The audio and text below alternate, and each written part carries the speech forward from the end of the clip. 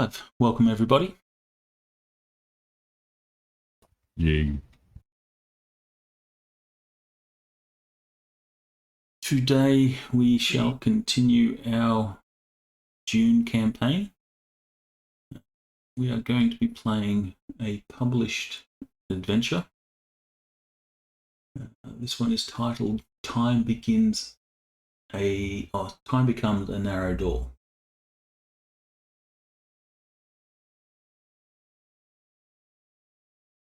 So, before we start, does anyone have any bookkeeping they need to take care of? Spending of points, or anything else? I did realize after reviewing the beheading blow for the garrote, I had to reduce my point expenditure by 1 on that one. And then I am increasing my penetrating shield garrote to its max at 3 points. Righto. I believe that we had discussed me picking up the Harkonnen language previously at Broken. I have pulled the trigger on that. Okay, so you now have that at Broken? Yeah. Well, I just spoken written. Okay, so you're reading and writing Harkonnen. Yeah. Yep, that's fine. I think I will probably end up doing the same with the local language, whose name I don't recall. Chekopsa. Right, that. But I have not done that yet. Well, from where we ended last time to where we are today, some 2 weeks have passed. Your characters have returned to Caladan. Oh. As part of your organising to, continue making the move to Arrakis, which you imagine is going to take place in the next few months, sort of thing.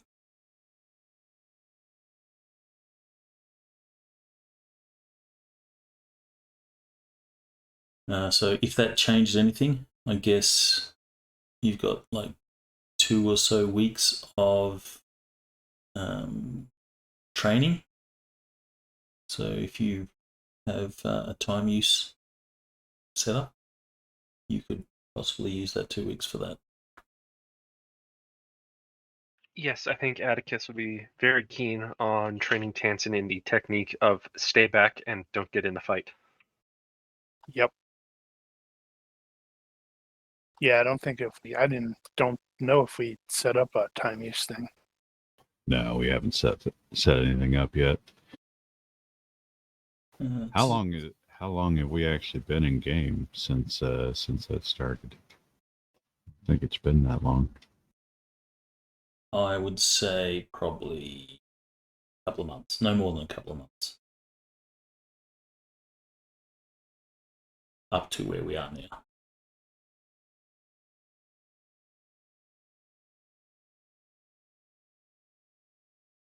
Not that time's really fickle, but yeah.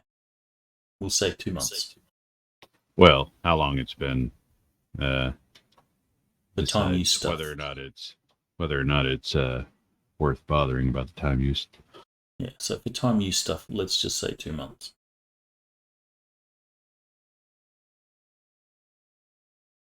Actually, did we put the entry in at all? Did we have a conversation about the calendar? Yeah, because you put the year up to the correct year, I think. Correct year, but it's the 0th. Right. So we haven't on a month. I think that just means you never set the actual date.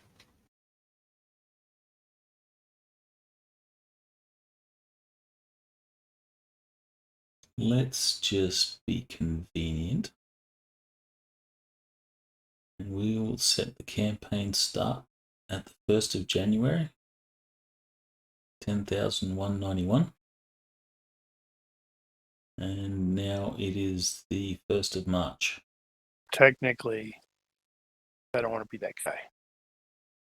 10191 AG is not 10191 AD. Right.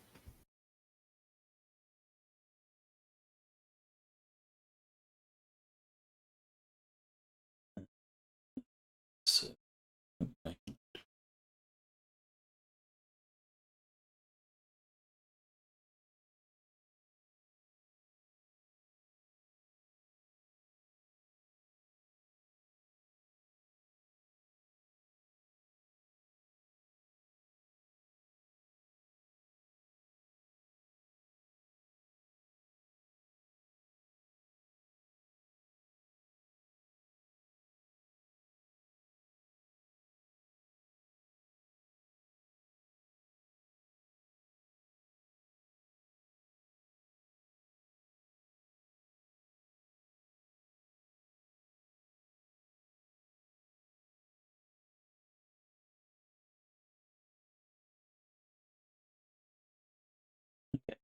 Two notes done.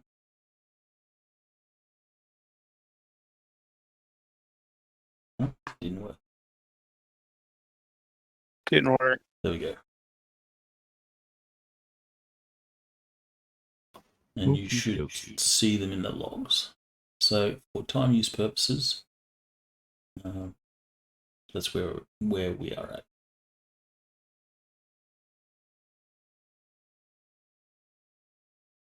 So I don't think that changes anything. Probably not.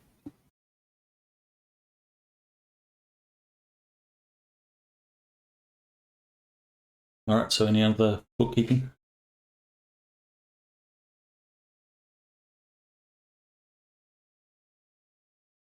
No. Actually, maybe. Well, probably not terribly important. I need to figure out what kind of armor I might actually have on a normal basis. I imagine it would be your typical sort of ballistic clothing stuff. I'll figure that out. Probably a light version. Probably not much, whatever it is. I think the light version of ballistic armor can appear like clothes. The normal version is where it's noticeably armor. Or it might be the normal is clothing. What was everybody else using for that? Nanoweave bodysuit.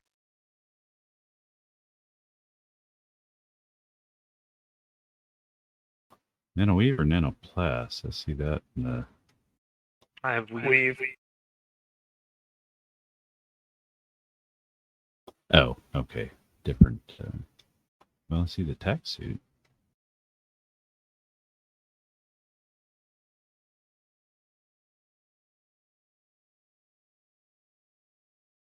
Yeah, anyway, not terribly important. Can I get everyone to roll a d4, please? No, because this is GURPS and we don't use D4s. You need a PC chooser table. This is not for PC choosers. I wanted to see who rolled the same numbers. Okay. So this will begin with Tansen and Valtteri together.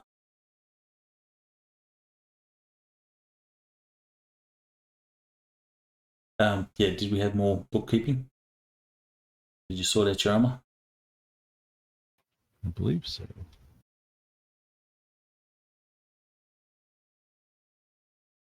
Keeping in mind stuff like equipment and monies are not important. If you want it, you can have it as long as it's within reason. No one can be requisitioning House Atomics. I was going to say, anybody that has a laser weapon has an atomic under the right conditions.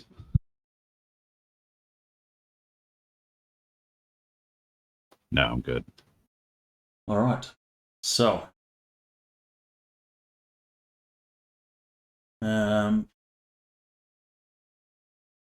you are all back on Caladan, going about your business in at Castle Danann, or Danann, whichever way you wish to say it.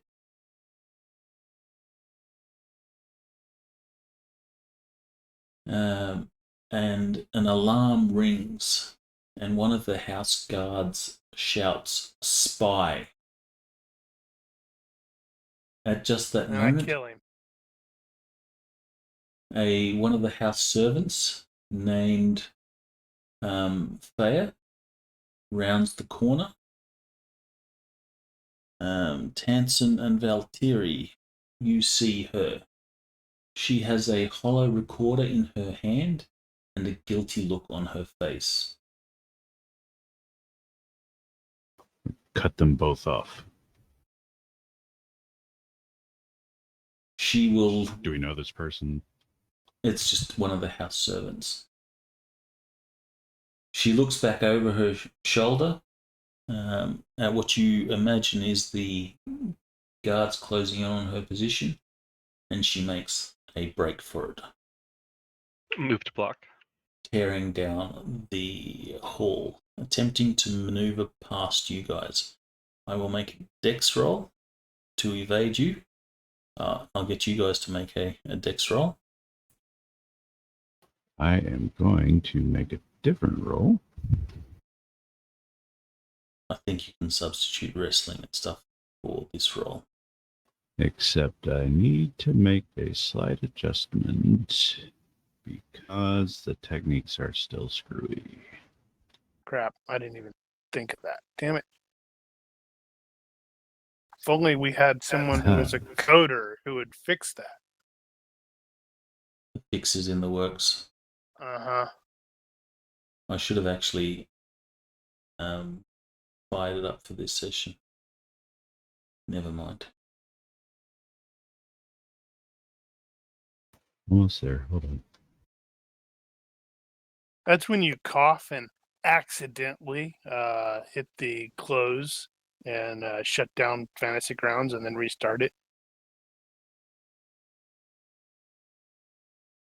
And and of course. Nice. Well, you got luck, don't you? That's true. I'm using it Because you don't want to look like a complete failure there. because I don't want to look like a complete failure. Plus, the chances of us getting into combat immediately. Dude, she's gonna lay you out. Uh-huh. She's gonna have She Wolverine pulls out a las rifle, a las gun. Pop some Wolverine claws.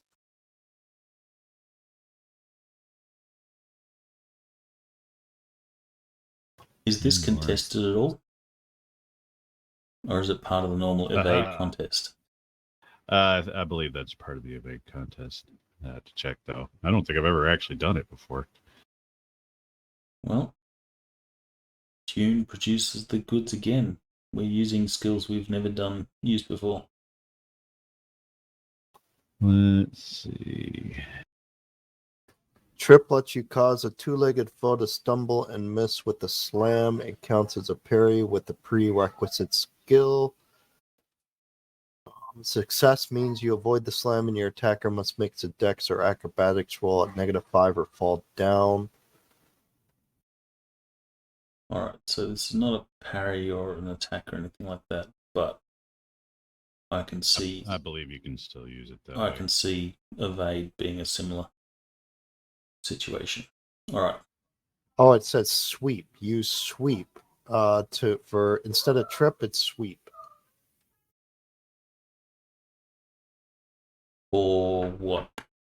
To actually attack. So you use sweep for attack, trip for defense. Okay, so trip is the right skill in this case.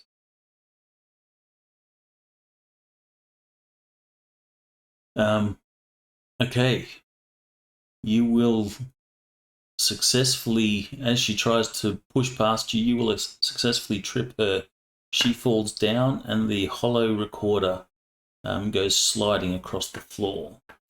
It is your attacks.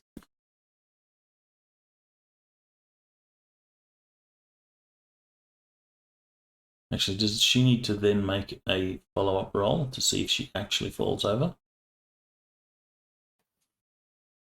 Or is falling over automatic? Let's see. It said She needs to Attack. roll her dex. Dex or acrobatics at -5. That's both of them at -5 or just the one? Okay, she fails. All right. So which one of us goes first? On the combat tracker, Tenson will go Tenson's first. Upon seeing that she's down, I would like to shout very angrily at her for her to stay and await the guards. If I may attempt an intimidate check. Okay, make a roll. And it's a dex or acrobatics roll at -5 or fall down. So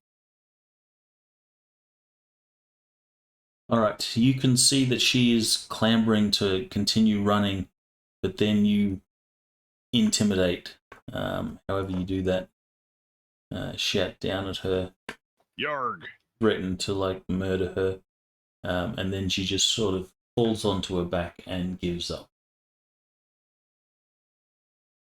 I will take possession of the camera.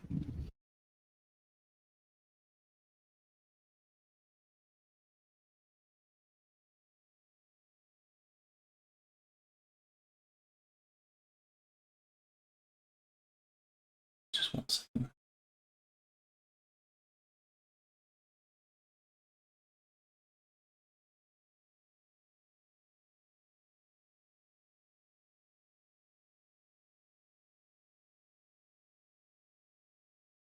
Continue.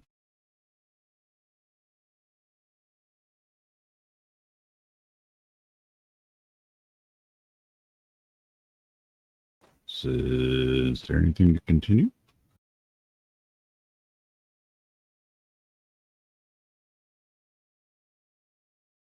So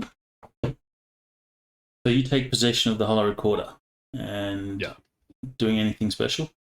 The guards will eventually arrive and they will secure the house servant. I will look over the recorder and see if anything stands out, but I'm not gonna do much else with it at this point, I'm sure. Are you going to view the recording? Debating. Are you curious? Oh, I am. Never mind. Yes, I'm viewing the recording.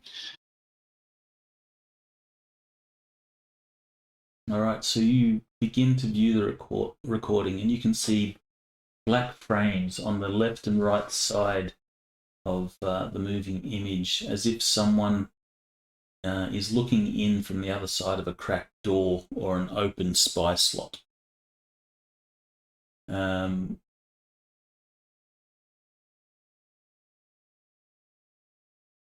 The room is dimly lit with glow globes, and they cast long shadows along the study floor. The shadow is of a woman draped in a dusty cloak, standing across from your house ruler, Lady Gwendolyn.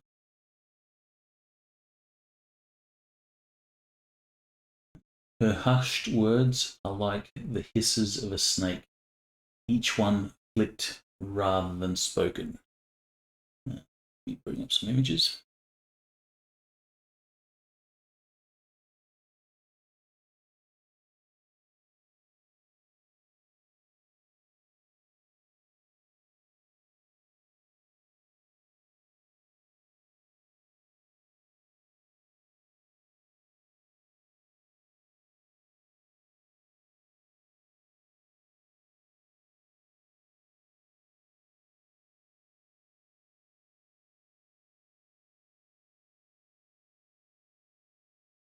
she says, this is the mysterious woman. You will see to my son, do not forget your debt to me. At the mention of a debt, your ruler grimaces and offers a muffled reply. The tone is reassuring, but whatever is said does not ease the tension between them. You made a promise, and now you must keep that promise, or else I will dedicate my remaining years and my considerable influence to reducing your domain to rubble. Gwendolyn replies, Lady Naeli, I know what I have and haven't done. The ruler stands, and I will not be commanded or threatened in my own home.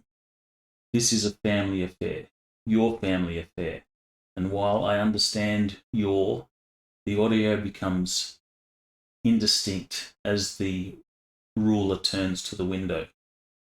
One word, Lady Nieli says. Mahdi. The ruler turns to face her. It has come to that then. Yes, it has. And thus ends the recording.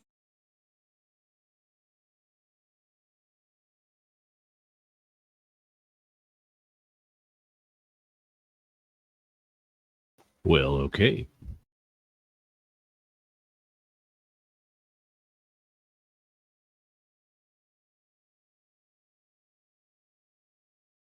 Well, I will not be passing that around necessarily.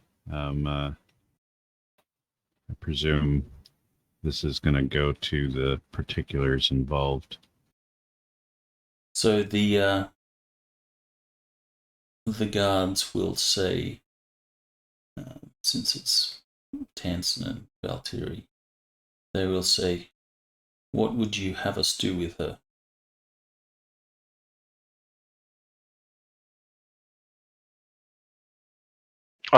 Go ahead and keep her detained for now while we investigate further.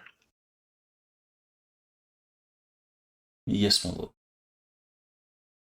They will carry her off down the hall towards the dungeons. This is a castle after all. I suppose we should just report to Lady Gwendolyn? Indeed.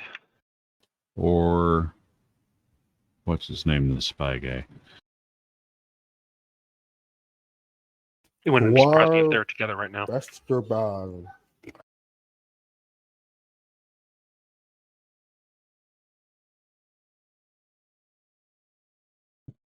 Spy master.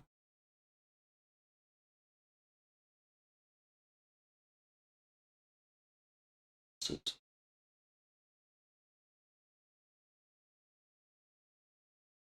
Oh, right. Look at the House Danann. The spy master is Duar Verstappen. Right.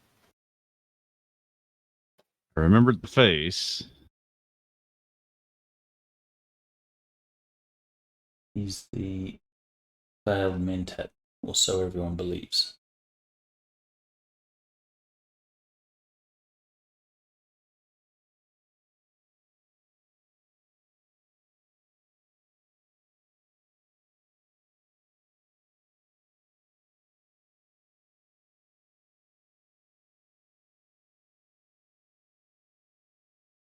So you report to him?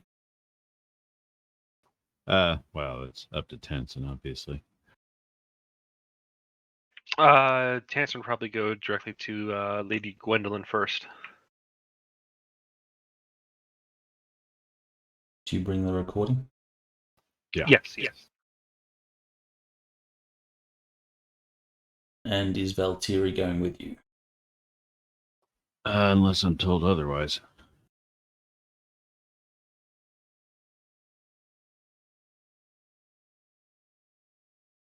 Yeah, he's going with. All right, so you will go to Lady Gwendolyn, and she says, "What is it you have there?"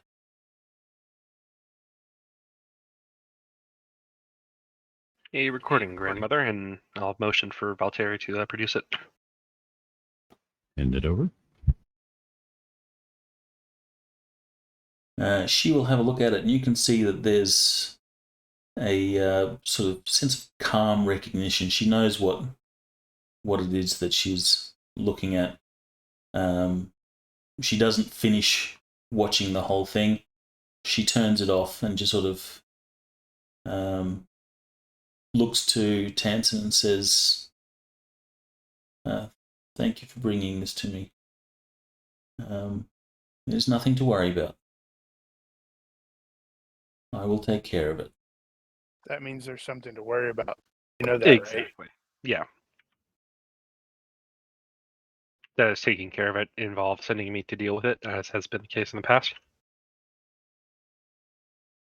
Oh man, you're getting all cocky. Just a wee bit. Give me a reaction roll. Oh boy. Add whatever bonuses your character has.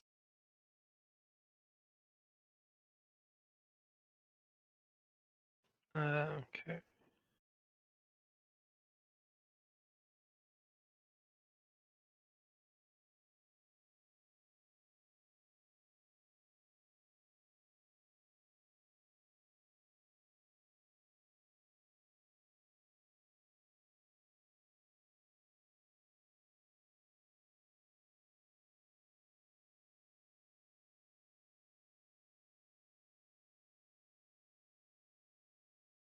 The universe is cold and indifferent. I don't think you normally would add the smooth operator to that. Leave Okay, him I couldn't alone. quite recall what the details were behind it. The Was deal this is like- the deal is with talents. It's when somebody recognizes your talents or would recognize your talents. Somebody that would be impressed by it. It wouldn't change the result anyway. It'd still be neutral. Yep. So she just smiles and says, "Tomorrow." Very well. And then she just sort of turns to a window and stares out. And you know this is her way of saying, "Okay, I'm done talking." Thank you for your visit.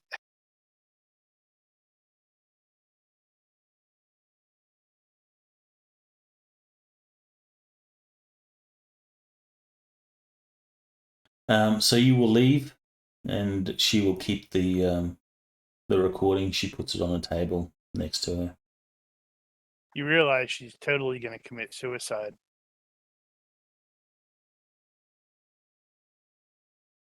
No, that's not in her. Does he have body language? In her blood. She did it. Probably too stubborn she to did die. it in Game of Thrones. Did she? Or was she tricked? No, she had drank the poison before Dune showed up. Yeah, she was quote unquote compelled to, and so she got the last laugh and then drank it. Or rather, But, drank yeah, it and by then the got the last way, laugh. I killed that punk. Also, I have drank poison, so you can't torture me to death. F you. Basically. I do remember she knew that she drank poison. I just didn't know that she did it. Didn't remember she did it beforehand.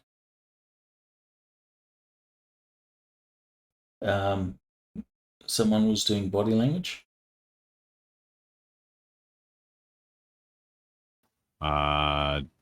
Don't know if anybody said it, but might as well while we're at it. Would you like that open? In the box, please.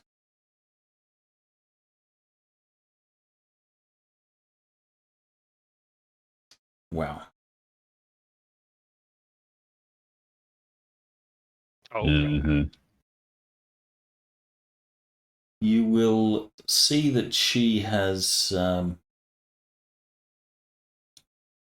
there seems to be a degree of concern,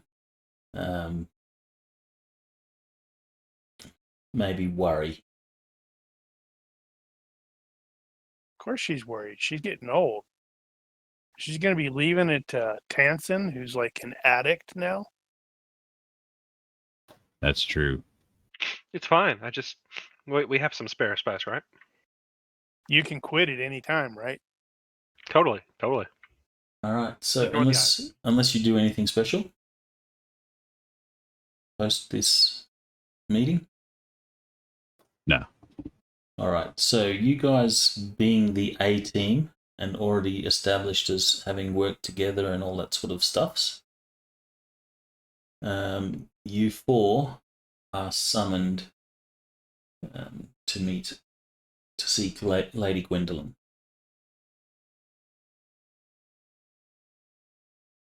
Good. I was tired of carrying bags for Tansen's sister. You saying she's got baggage? She's totally just using him as a workhorse. So you will be summoned to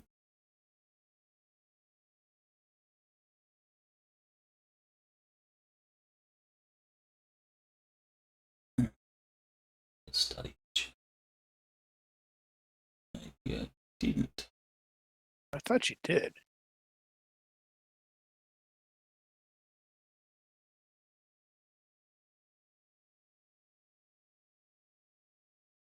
This No, will I suffice. was thinking of the Great Hall. Yeah.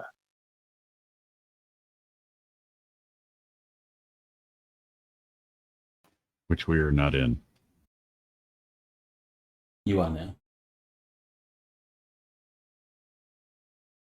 So This could be bad for Tansen because this is where Grandma pronounces people to be executed and stuff. You done something bad? Not this hour. There's the Tantaloo boardroom if you want to use that one.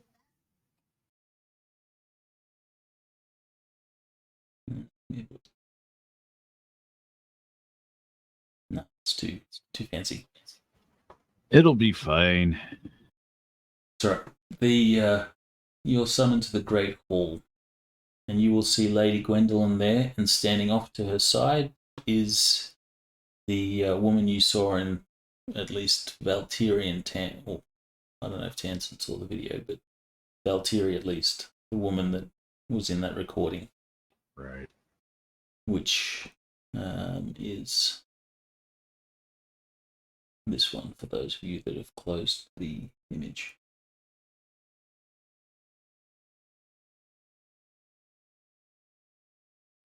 She's totally a Benny Gesserit, isn't she? She has that aura about her, yes. Atticus immediately gets super, super uncomfortable.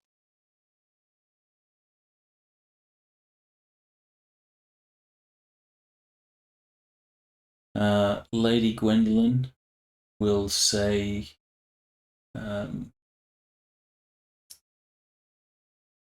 Lady Nayeli, this is my grandson Tansen, his trusted advisor Valtteri, his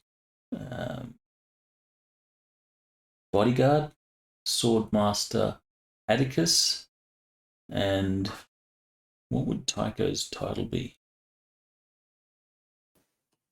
Valet. Spy. Why would he call her? No, she wouldn't But identify no. him as spy. Administrator? Maybe. So I Administrator. probably do. Yeah, Administrator Tycho. Or aide? Yeah, that's probably good enough. And this is his aide, Tycho. Or Manager Tycho. Because we do farm out land managers, and I do have that background. Yeah, well, if they call you Tansen's manager, that sounds different. Well, Land Manager Tycho. Or whatever. Aid works. It's Monkey Boy. Eh. 8 is generic enough. And she will say to you guys, and this here is an ally of our house, Lady Nayeli Mascara. I didn't ask before, but did Voltaire specifically recognize her? But I guess now, does anybody? Well, give me a roll on an appropriate skill. I guess some sort of current affairs, or maybe heraldry. Area knowledge? Area knowledge. Is she wearing Maybe. heraldry? Well, it's going to have to be not Arrakis area knowledge. Right, but everybody has area knowledge of their home at IQ level. Let's put it down to your tradecraft skill. It's a catch-all. Yeah. Oh, my IQ's better.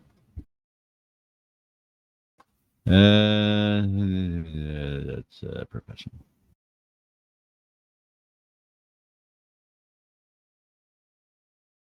You have definitely heard about this house.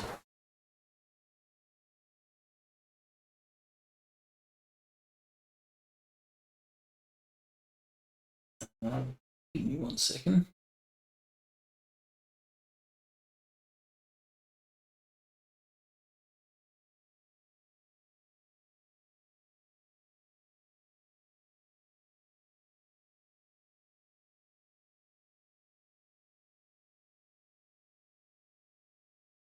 Okay. So she is married to Count Takoda Mascaro. The house, their primary concern is machinery for spice harvesting.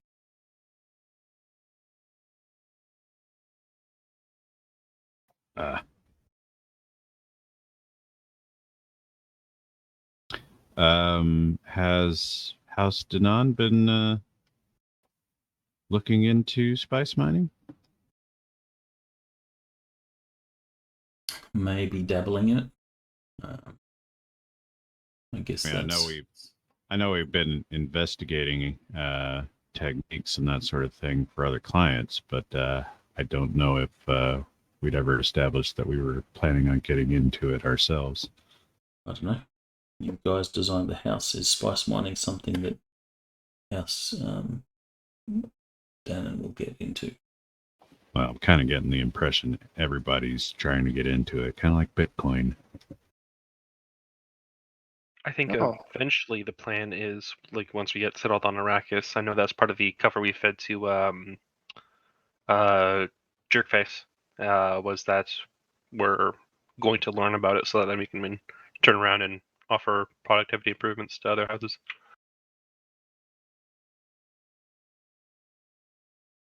I mean, it would stand to reason the best way to learn about it is to get into it ourselves. You'd also know that she is a concubine to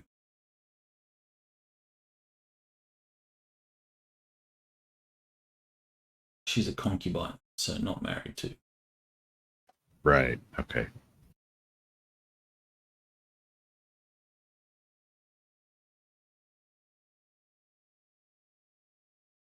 She will step forward and she'll say, "My son and the Count's only heir, Renshu, has not been home for several months.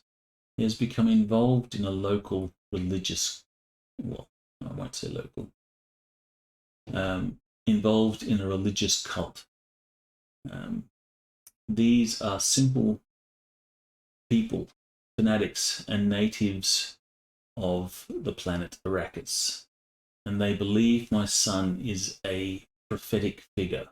Of course he is not, but they think he sees the future and that he will be their savior. The Imperium does not like such prophets, and if word spreads, my son becomes a target for my enemies. Prophets have a way of dying by violence. I believe Renshu is in the Pion village of On near Arrakis. Travel there, find him, and bring him home so we can look after his safety until this unwarranted attention fades.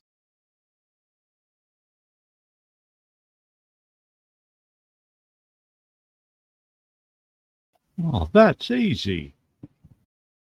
She will simply give you guys a courteous sort of nod, and then she will leave, leaving you guys with Gwendolyn. Gonna give her a wide berth. She will notice your note your body language, but she Well, seems yeah, if she she's seems in pretty the desert, she does. she seems pretty indifferent to you. Yeah, Also a Bene Gesserit trait. They're in just freaking creepy.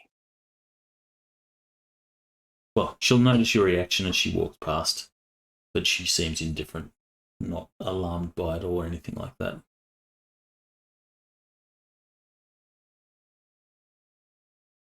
I imagine no woman looks forward to hearing her son is held up as a prophet.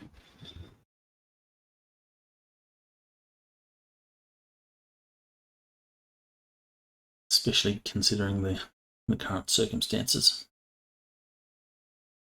or the political environment.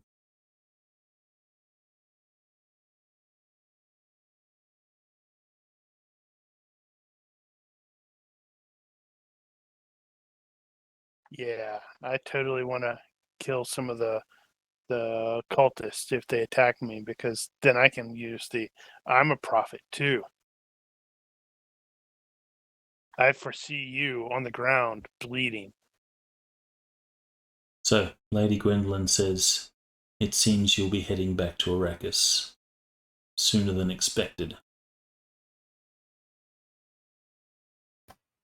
I seem to recall I found it more pleasant than unexpected.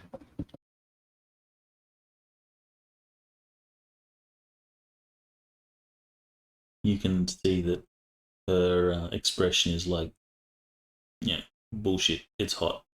It's uncomfortable. Dirty. There's sand everywhere.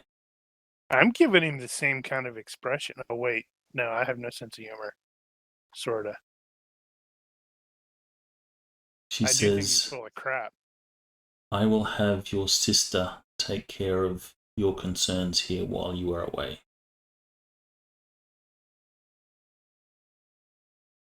Did we establish her name? I don't think we ever did.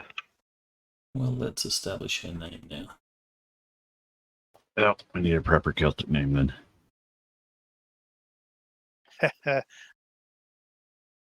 Actually, Skia. Yeah, spelled sky with an E. That's honestly actually what I was thinking. So And she's totally gonna look like Ginny Weasley, since you your actor was in Harry Potter as well as one of the Weasleys. I did not know that, but that works. Well, funny thing Yeah, is, he was Bill, I want to say. He's the one that ended up with the big scar. in I've Celtic, seen movies once. I got nothing. in Celtic mythology, Skia is a sword master or sword mistress, I suppose. So I shouldn't be telling Tansen that I'm teaching his sister to fight and she's better than he is. You should totally be telling him that.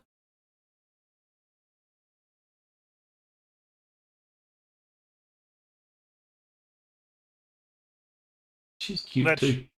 That's true. I probably am doing the what was that? Your sister's better than that. That's true. You could lord that over him.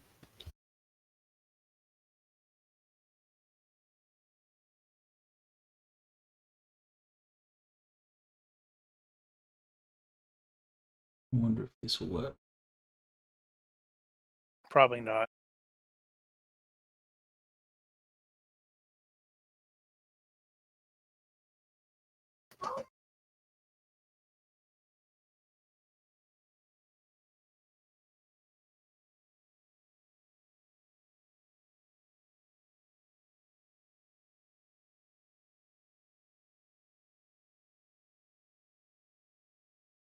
So we're heading to Arrakis. Well, first the GM's doing something that he's Yep. not sure is going to work. Pack up your still suit.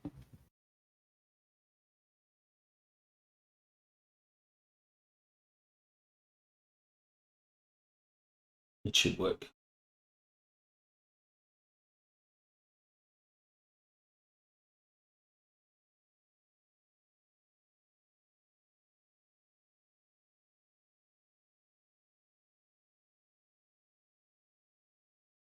You don't know what should work. 1 second. 1/1000. That's a second. One Mississippi. You ask too much.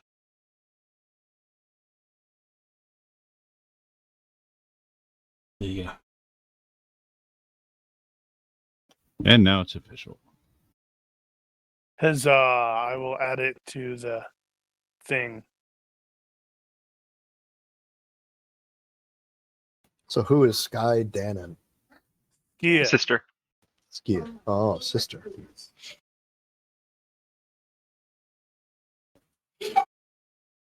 So she says, I will have your sister take care of your tasks while you are gone. She says, do not fail in this. It is important to our house. And was Tamsin privy to the recording? Or so, yeah. Was he privy Yeah, to it? I think he would I- have at least heard it.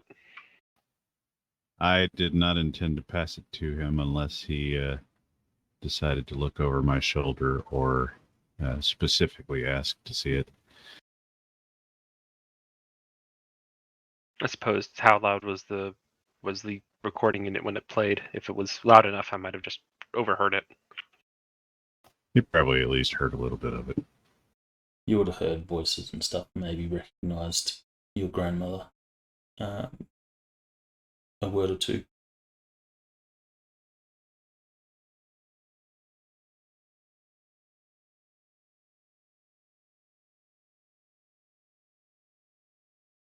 So, is he privy? I think so. I think hearing a bit of it would have been enough for him to want to ask Valtteri about it.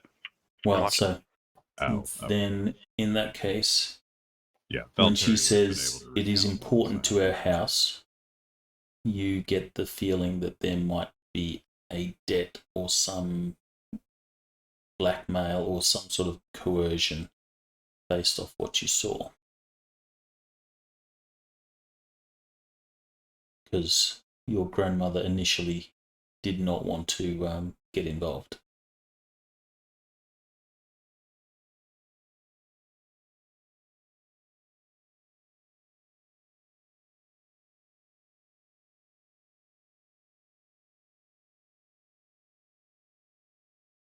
Great. So, any questions? Well, you guys are gonna get the intel, I'm presuming, on the family and the dude we're looking for, right?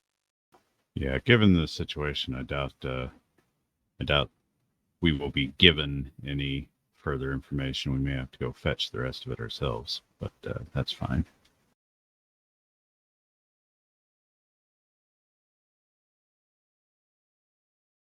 As per normal, Atticus doesn't say anything. Just lurks in the background.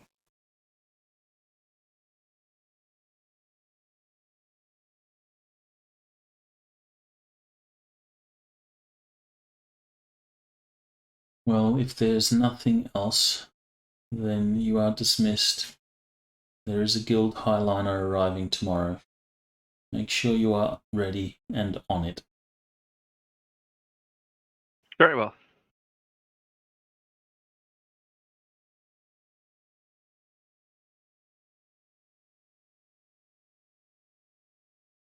As we leave, Valtteri will remark to Tenson, she didn't say anything about not doing anything brash this time. I guess that's tacit approval. Oh, Exactly. That's different. you We're going to have spoke too to soon. capitalize on that. I heard that. Damn it! I was totally gonna, have Atticus say in the flat, almost monotone, is like, yeah, maybe she's still angry about what's his name. So as you turn to sort of walk away, Gwendolyn says, Valtteri, a moment if you please. My lady.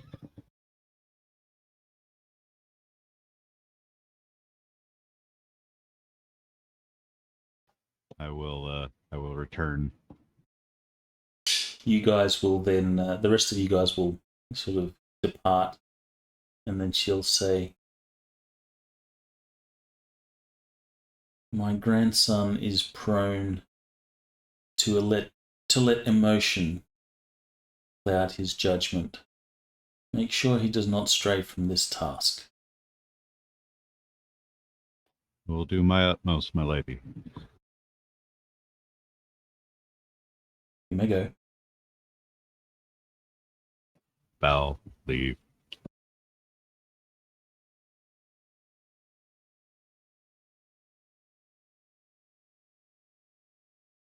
Right. So it sounds like some of you guys need or have some research ahead of you.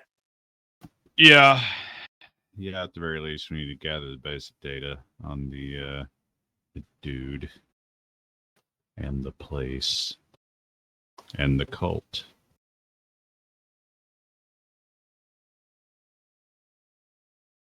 Okay, so some information like that of the cult you're probably not going to be able to find until you get to Arrakis. Well, I shall find that out shortly. But on the dude, you can certainly get some information on him. Roll whatever skill you wish to use to acquire that info. So we've got a day. You have a day, yes. So I don't think I'm going to be able to do the full Monty. But I will take as much time as I have.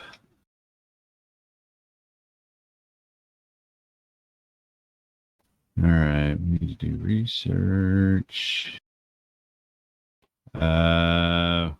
We discussed the library available last time, didn't we? Or did I do that here? What are we assuming the library resources are? +1, +2. Max. Probably max. You know, you're a sort of a house, so you'd have access to good stuff.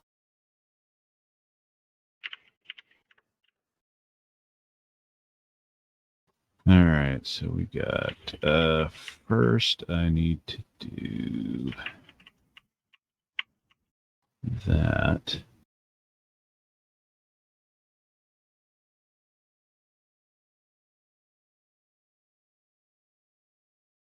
Okay, that's good.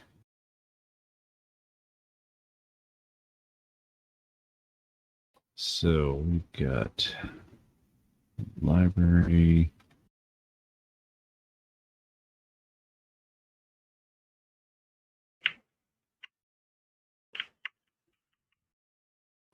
And that should be it. He rolled a 6 and a 5 on 2 of the die, and he still succeeded by 7. Wow. Ah, damn it. I didn't take extra time. I was going to take...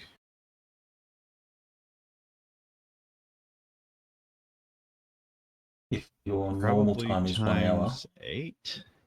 Yeah. So I think we'll call it times 8. So that's 1, 2, 3 more. So 10 overall. Okay, so you will get quite a lot of information on him. Renshu, he is the only heir to House Mascara.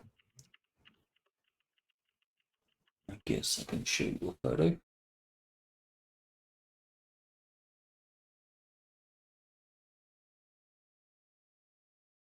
The photo in your library does not quite look like this. His eyes are not blue. Right.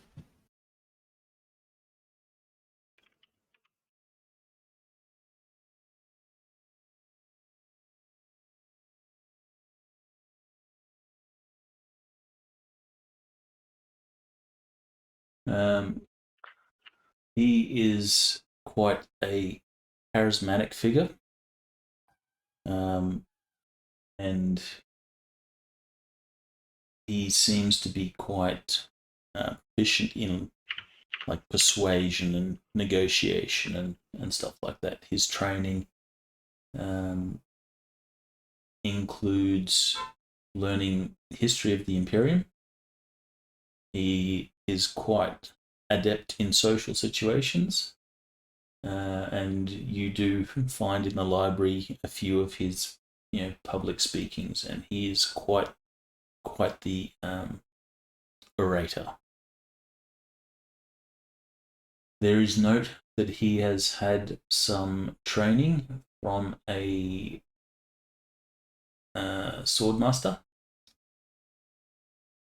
which is not unusual for nobles of houses to get some sort of training. And he has dodged an actual assassination attempt, in which he bested the assassin.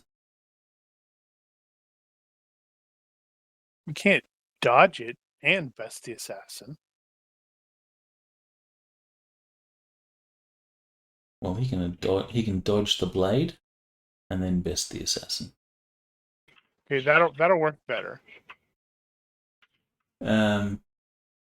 There are suggestions that his mother is very lenient on him, like he is, her favorite, or treated like her favorite. It's like there's very little that he could do wrong, in her eyes.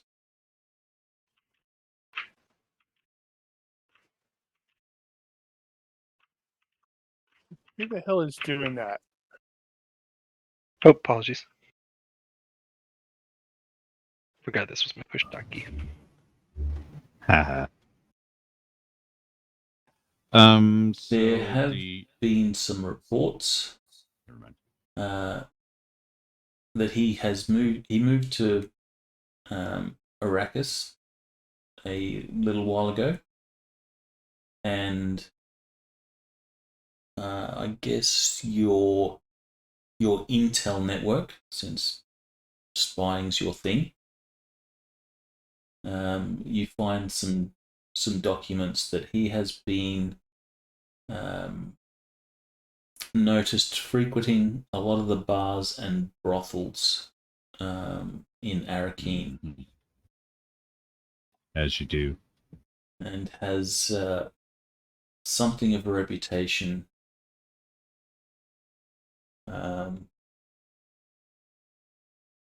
of there, or being on the streets, and he's also known to have consumed heavy amounts of spice.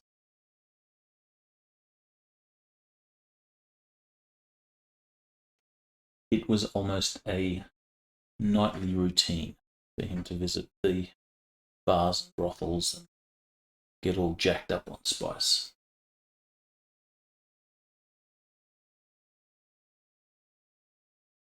Is there anything particular that you'd like to know about him? So far, all I've heard about special training is that he has trained with the swordmaster. Nothing else.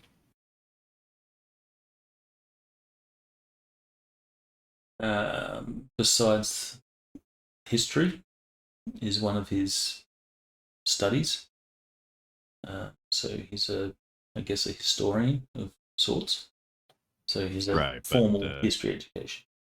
But he's not been trained as Bene Gesserit or as Mentat or anything No, like that. he has not.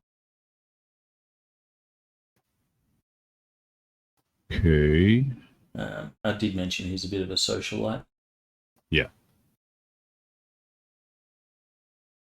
He seems to be well liked. The assassination attempt was believed to be related to his father, a rival of his father. What's the status of House Mascaro? Who are they? Who are they attached to?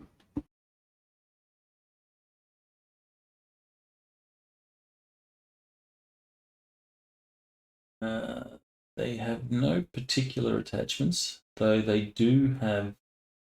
They do operate in Arrakis, and as mentioned, they provide machinery for spice harvesting. That is their primary domain. Okay. You said it was county? A count, yes. Right. His father is a count. And he's based out of Arrakis then. Well, the family is in Arrakis, yes. Okay. And so he holds his county from the Emperor, not he's not a vassal to anyone else. Correct.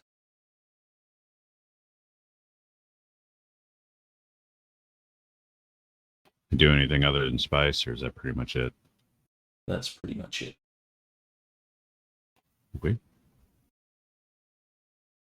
The Don't count. need much more than that. The count has a reputation of being a real hard ass.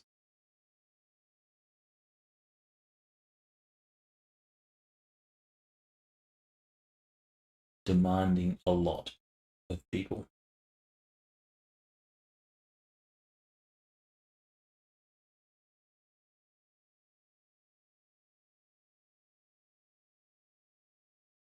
Anybody else got info? Questions? Tycho will be reaching out to Dwarf individually to see if he has any additional instructions directly for him, information and or concerns he wants to share with Tycho. I'm speaking specifically to the research. Oh.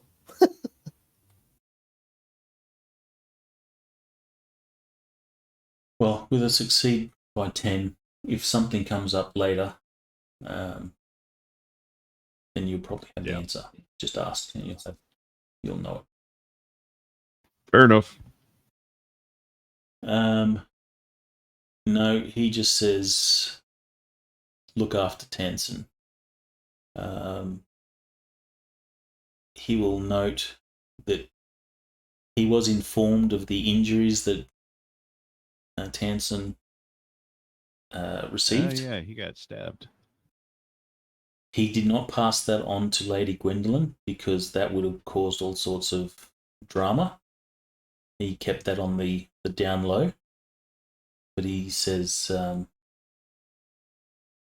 if she found out that her only heir was in danger like that and got hurt, she would go off and heads would roll.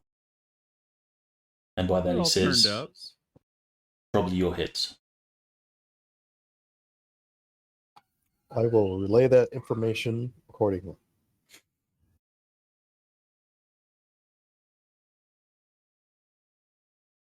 So he keep seems an eye to on understand that, you play with the bull, eventually you'll get the horns. She says, try and make sure he doesn't get hurt. bet Duar had the same problems with his father.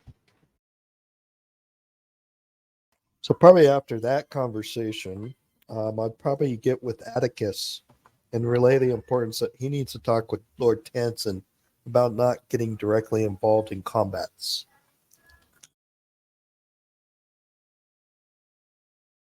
And also, these are trauma plates. Yeah, get better body armor. Hello, we can afford it. Actually, that would make some sense if still suits had a outer pocket for trauma plates or something like that.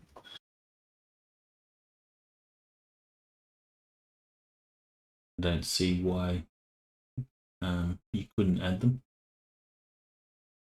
Up armored. You just add weight. That's because Atticus has already told Tanson multiple times, you need to stay in the back. Yeah, you probably heard him say that a bunch of times, all the way back to Caladan. Actually, they probably wouldn't put plates into still suits because ideally you want to be in no encumbrance. Because if you're walking through the desert, encumbrance adds extra fatigue for the fatigue you take. These are Ultratech trauma plates. I'm sure they don't weigh that much. You don't need much to go into light encumbrance, though.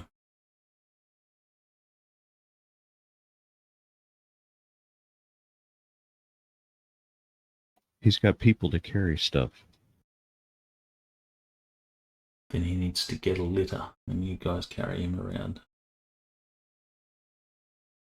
Like the poor people that had to carry around the 2 huts in the Boba Fett series.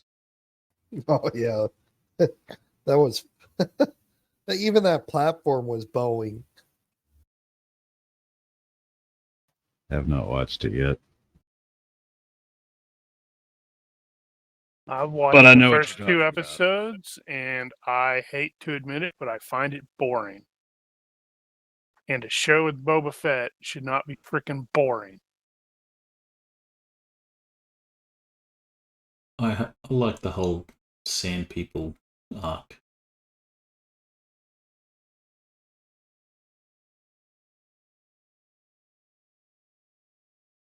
But anyway, so no other particular questions you have regarding research and stuff? No other stuff that you intend to particularly do? Oh, okay. So you already said that we're not going to find much about the cult here. And the place is not of any real significance. The village. Yeah. It is ON, spelled ONN.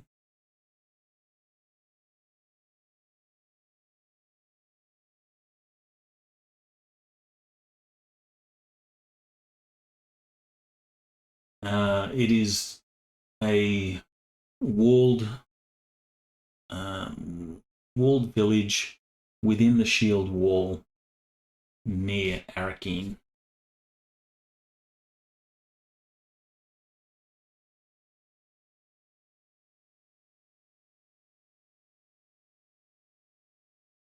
Nothing particularly special about it, I presume. It is 50 kilometers, so I don't know how that translates to miles. 30 something miles south of Arrakis. Farther than you want to walk. It is accessible via Thopter or ground car. There is no risk of worms. Or it's a 10-hour walk if you wish to hike it. You would have to use still suits for that. We should do that. Just because. Find out just how tough you guys are. Oh, thanks.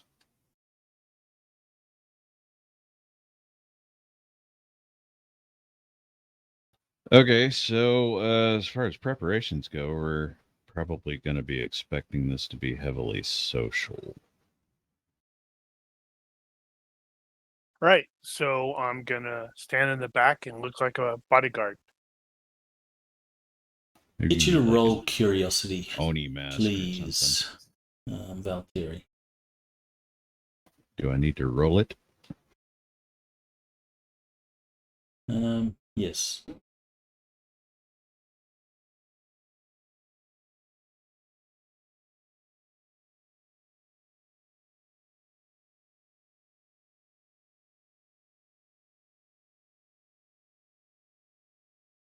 All right. Though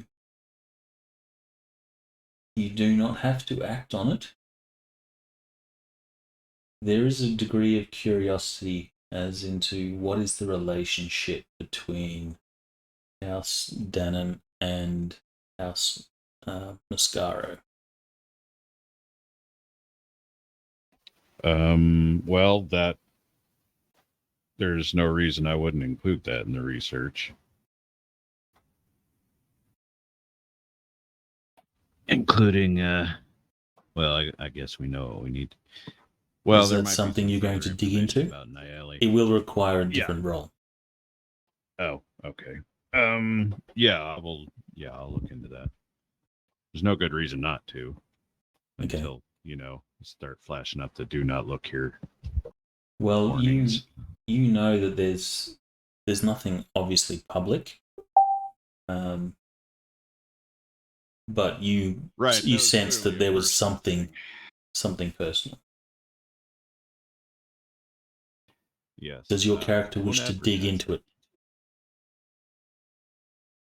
All right, what do you need? Sorry, say again. What do you need? Just a So it's research gonna be roll. a different roll.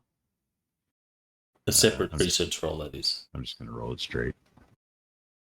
All right, so you are digging into this information that is not public. With that will be a success.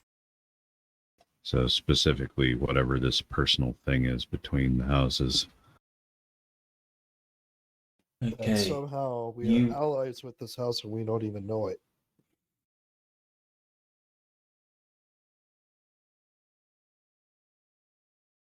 All right, so you will learn that while it's not public, it appears that House Mascaro financed a substantial loan that was used by House Danann to expand their domain or your domain. Ah, My apologies.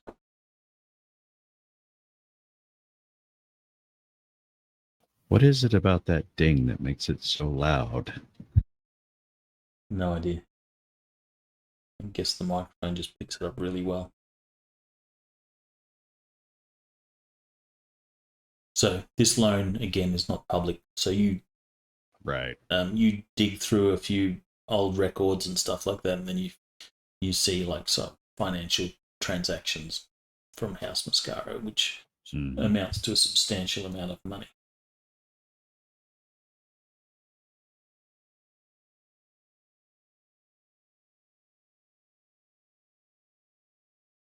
Sounds reasonable. While you can't be sure if that's the particular thing that is a hold over Lady Gwendolyn, you suspect that it is. It's probably the symptom, not necessarily the root cause, but that's a good enough.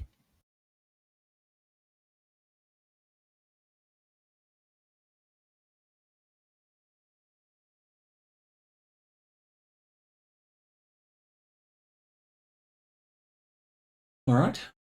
Is that all in terms of your preparations?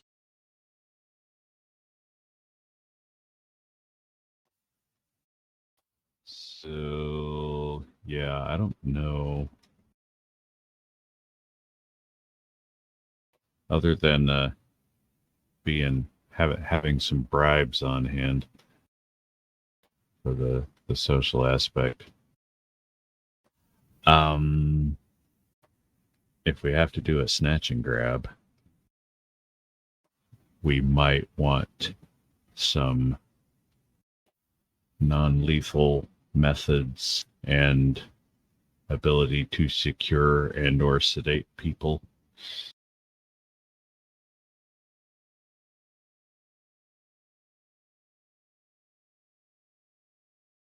All right, you can make arrangements with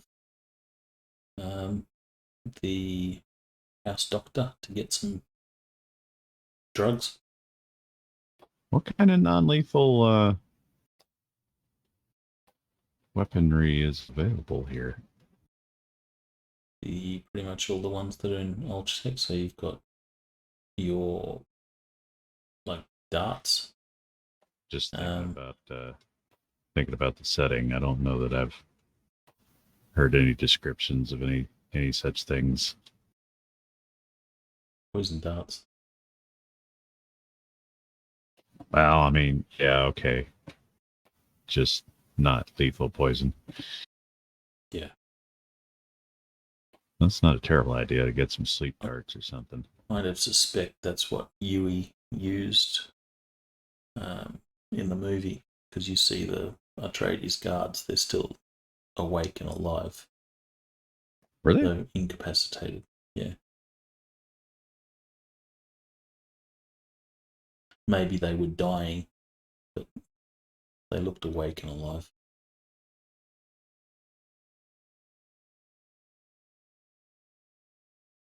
Alright, so I can assume that you have made arrangements to get some of that stuff.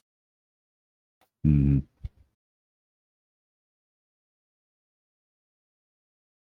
Anybody else? What do we need? Have we established the house surgeon? Did we? No, we have not. I think Tycho may need to look Chief into a physician non-lethal physician. garrote. Look into what? A non-lethal garrote. Well, one that is less monowire.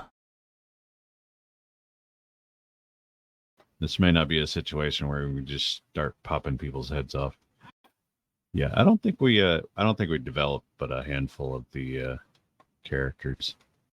All right. Yeah, I'll just get let's a regular name. garrote, I guess. Let's name the house physician. Finn. What? Oh, it just occurred to me that yeah, we've used that one before.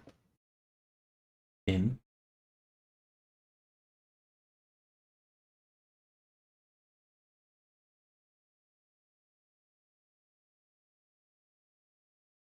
We'll need a name, a basic personality, and someone we can cast.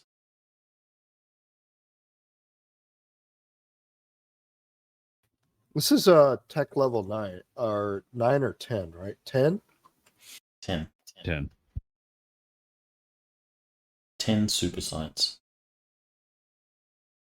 Let's use the doc from Babylon 5.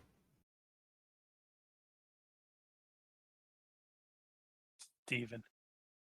Rest in peace, his actor, whose name totally escaped me right now. Uh-huh. There's Yeah, a it's few been of a the while. Babylon 5 guys that aren't with us anymore. Yeah. Yep. Makes me feel old.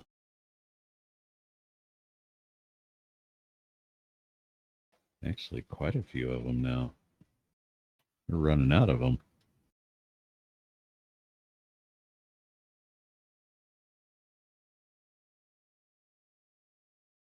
Do we have a name?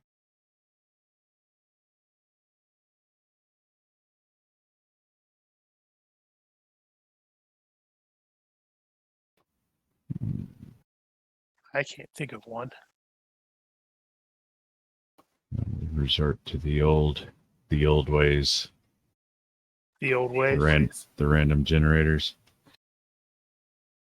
Kill I this. Instead of Finn, we could do Finnan, Finnan, because he's Finnan backup. Out. That's probably taking it just a little too far. Oh,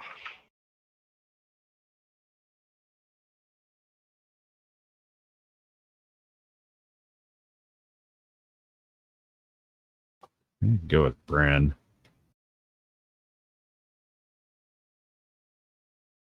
Love this token Certain, tool. Oh, that. You're already making the damn picture, aren't you? Yep. So Bran surname. Yeah.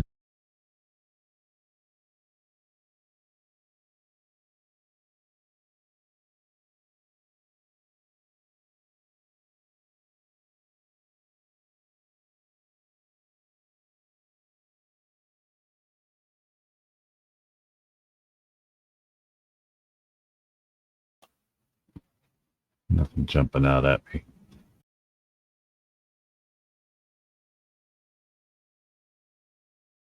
Need not be a Celtic surname.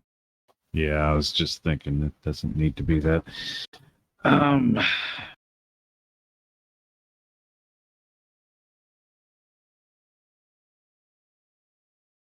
Well, let's see. His name was Franklin on the show.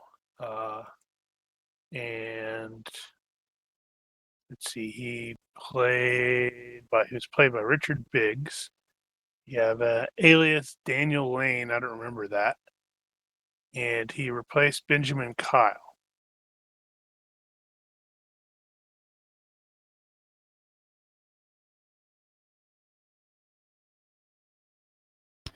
Let's see. I've been poking at Formula One too here. If I were going to go that route, I think I would go with Bottas. Bran Bottas. Bottas or Toss? Bottas.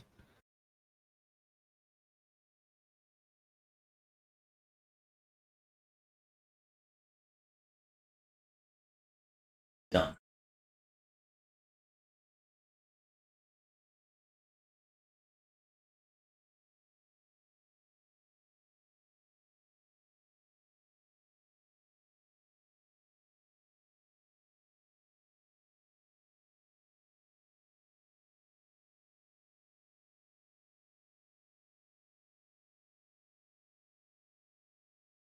There you go.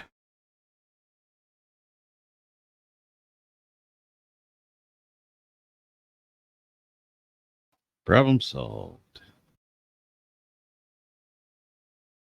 If you want to go so far as to call it a problem.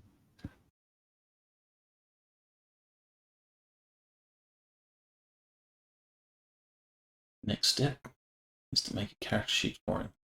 That makes him important.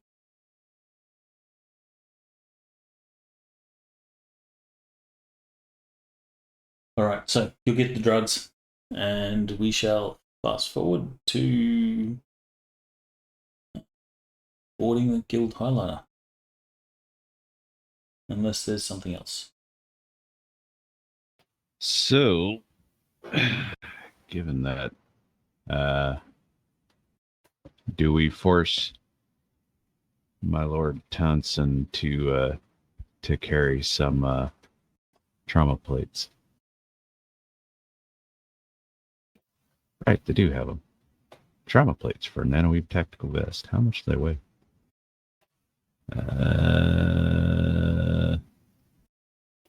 The weight not on here? It'll probably be in the table itself, so it'll have the vest with and without. Well, it has the trauma plates separately, and it doesn't have a weight. Weird. I don't know where they came from.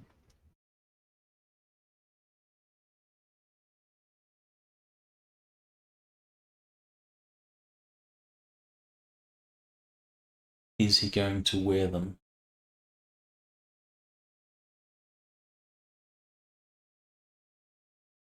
He'll totally forget. Well, I'm debating just because the heat factor. Because then if that blah blah blah blah, if I need the vest as well. I'm Let me do the weight assuming calculation. those would go on in a pocket or something outside the still suit. Probably wouldn't affect the heat at all. It won't affect the heat, but it'll affect the fatigue that you take. Because remember, Assuming you that take puts you fatigue over on the plus encumbrance. fatigue plus your encumbrance level. Yeah, so if their weight is negligible, there's probably no good reason not to wear them.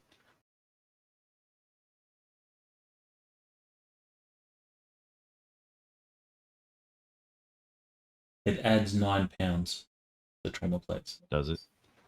It's on page 173. It just got there.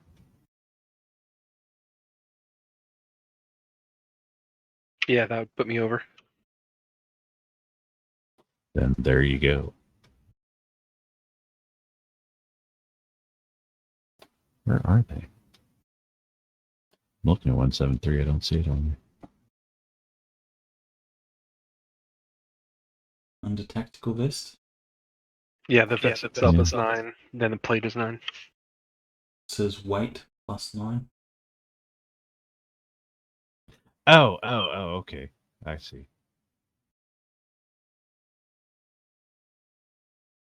Adds 46 DR though.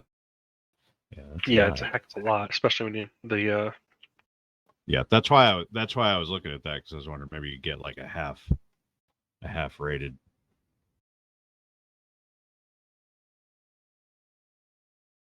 Which theoretically would cut it down to 4.5 pounds instead of 9. I'm good with that if that's what you want to do. well, if I need the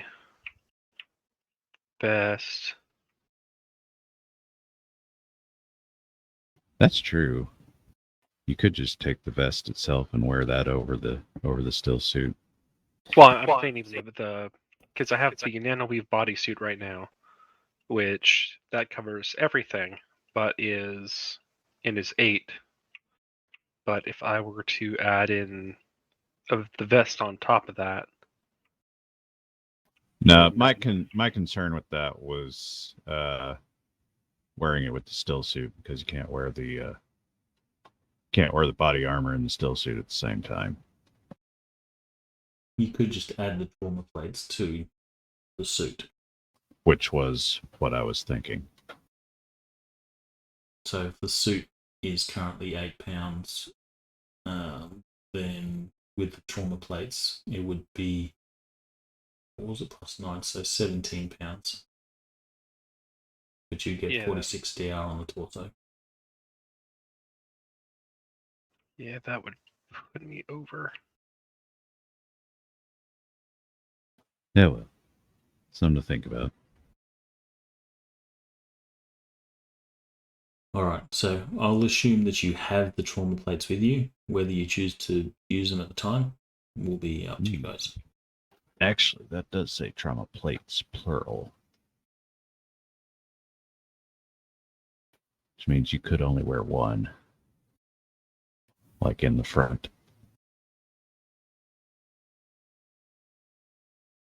I assume that would be your plates that you have pockets for over the vest. Mm-hmm. Still suit in this case.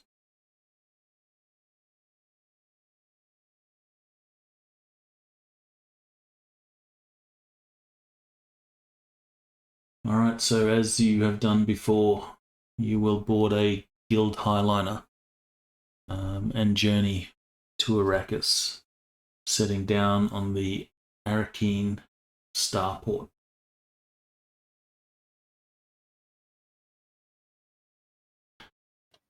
Even though you have been, well, it's not so long ago that you've been here, as soon as you step off your lighter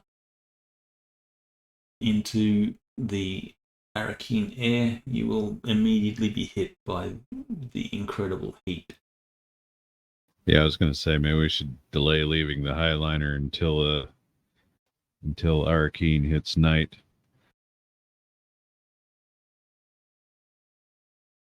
God, that something I hadn't thought about is if the settlements on Arrakis are all on the poles, then what is the daylight situation on there? Because it could be that the days are 20 hours long. Did find somewhere once a big thing on Arrakis. It's tilt and all that sort of stuff. Surely somebody has gone there. And I think, is it Canopus? Is the star that Arrakis I is believe actually so. in orbit around?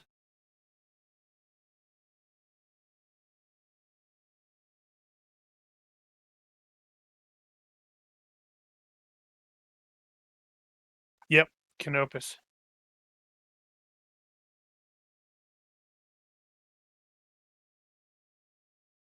But yeah, I found some stuff on the planet itself, what tilt it has and its day and all that.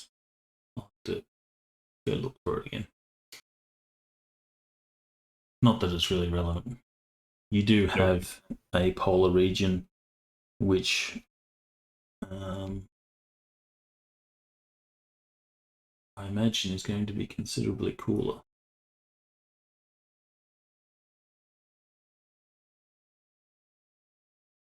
And I don't recall if the polar region actually has any ice, but I know it has enough moisture that the sandworms don't go there. And that area is denoted by, or known as, the worm line. It's the latitude sandworms don't go because of water.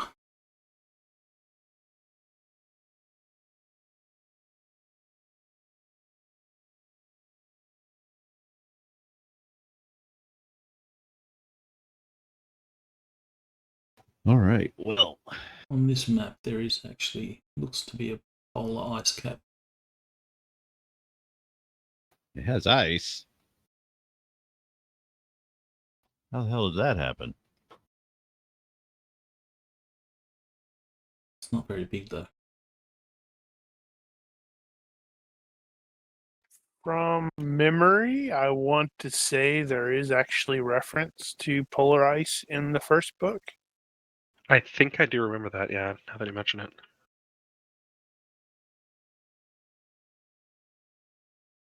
Well, that's unexpected.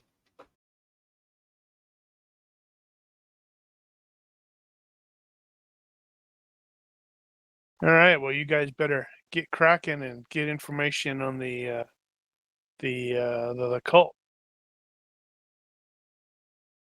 You can use various skills for that, streetwise, IQ,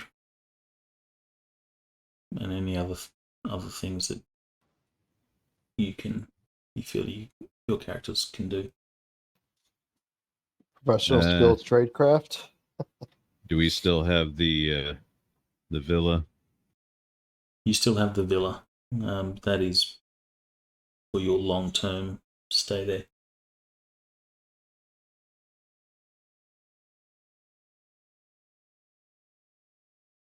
And you probably have a few extra house staff that have made their way there, since you are still helping out House Danann with their operations here. Yep. Well, I can hit the streets using streetwise. I also have intelligence analysis. And my professional skill tradecraft.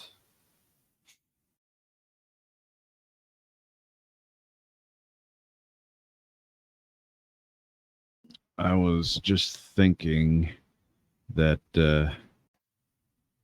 Count Fenring, assuming he's still in charge, probably has his own mentat. But given the nature of the situation, I wonder if it would be better not to get them involved. You get the feeling that this is a sort of personal matter between your two houses. Wonder who the next step down would be.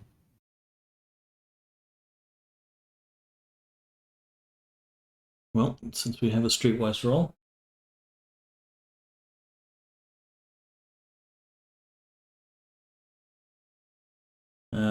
so your streetwise, what is your angle on this? Are you checking out the brothels and stuff, or are you checking out other things?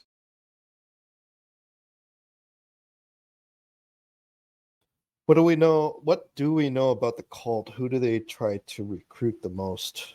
Do we know that? We don't know anything about the cult yet. But we know they target nobility, so I might start. We know that? Well, we know one noble is being pulled into the cult. Well, that doesn't mean they were targeted. Maybe he just stumbled in on it. Said, "Oh, hey, yeah, can I sacrifice chickens with you guys?"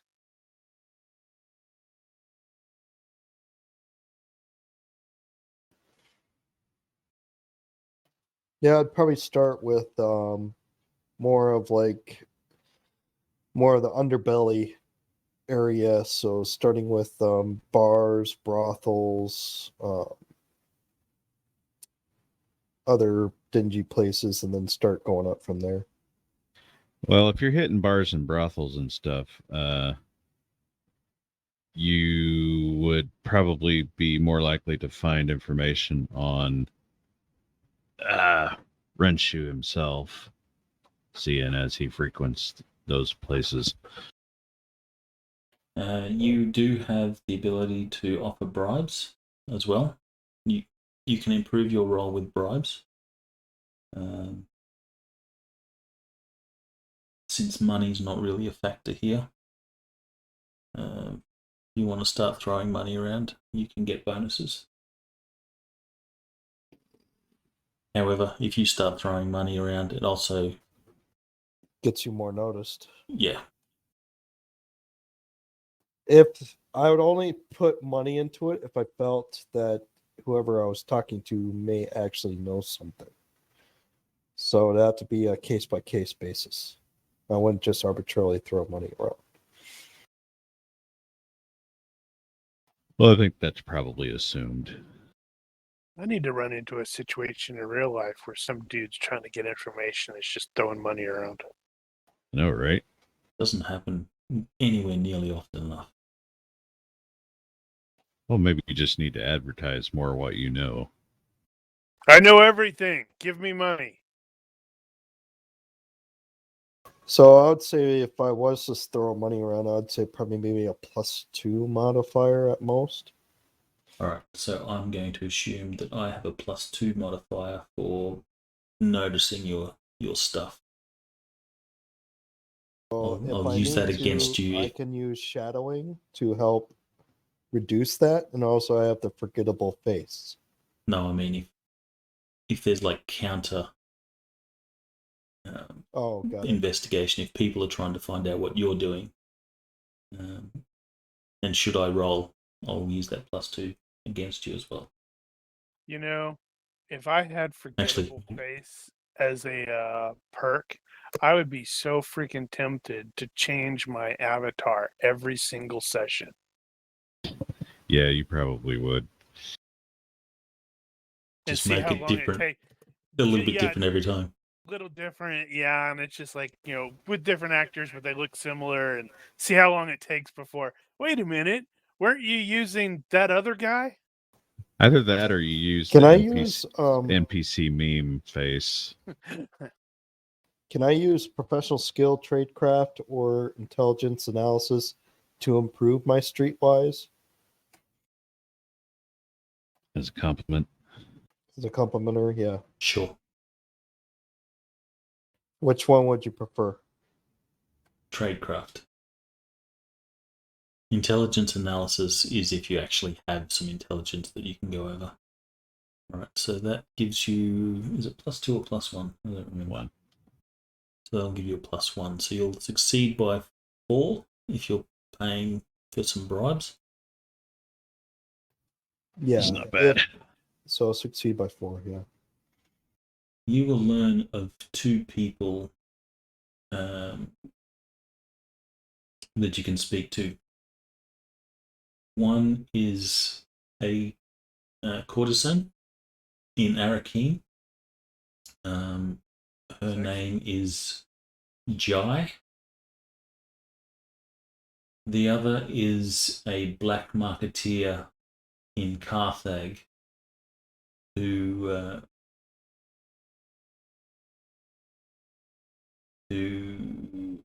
has dealings with or related to the cult.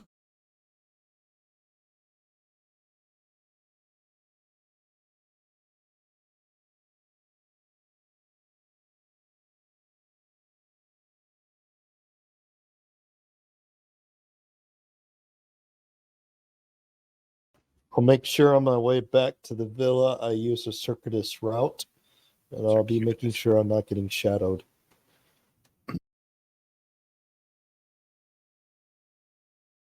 You are welcome to roll in the box. Shadowing or yes. perception? Yeah. I think it's a perception-based shadowing roll.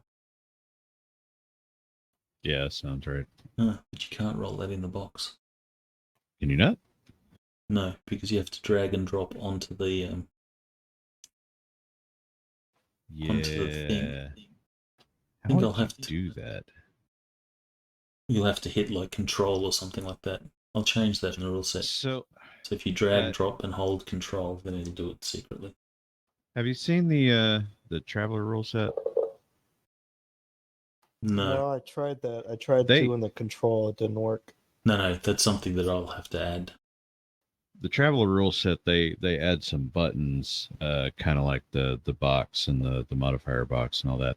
They add some buttons down there, and you can basically click on the attribute you want to use for that role. Yeah, after the game, Brian, if you want to, I can spin up the traveler thing, and you can log in and you can see what Daniel's talking about. Okay, do that. All right, as far as you can tell, you have not been followed or anything like that. But you do have 2 contacts. A courtesan in Arrakis by the name of Jai, and you have a smuggler in Carthage, a black marketeer in Carthage by the name of Miriam Rocha.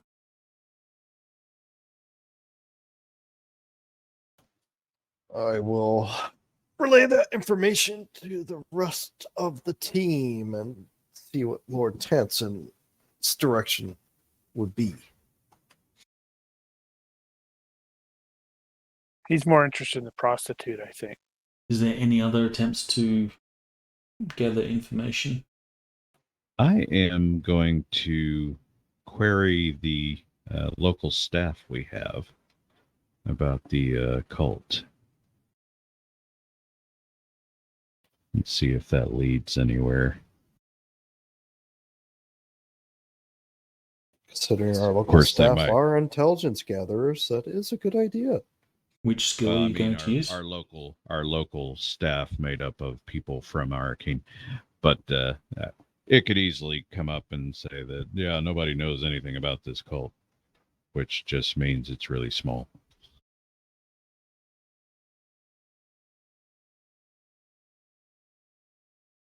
Which skill are you using for this? Oh, I didn't actually think about that.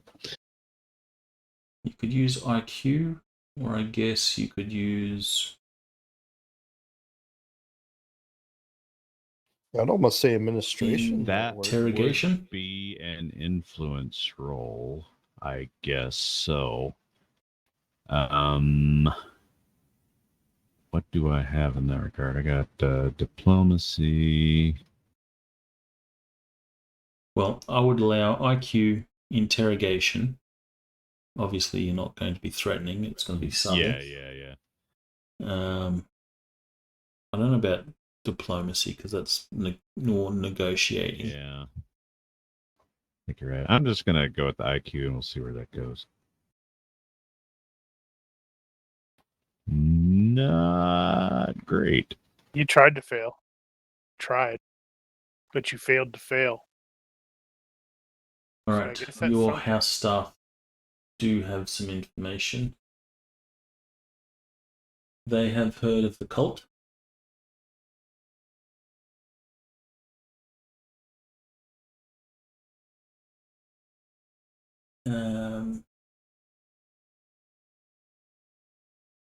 The followers of this cult believe that they have that the Mahdi has emerged. Now they believe that the Mahdi is an off-worlder and the son of a Bene Gesserit, who will lead their people in a jihad. This seems familiar for some reason. I don't know why. I can't put my finger on it.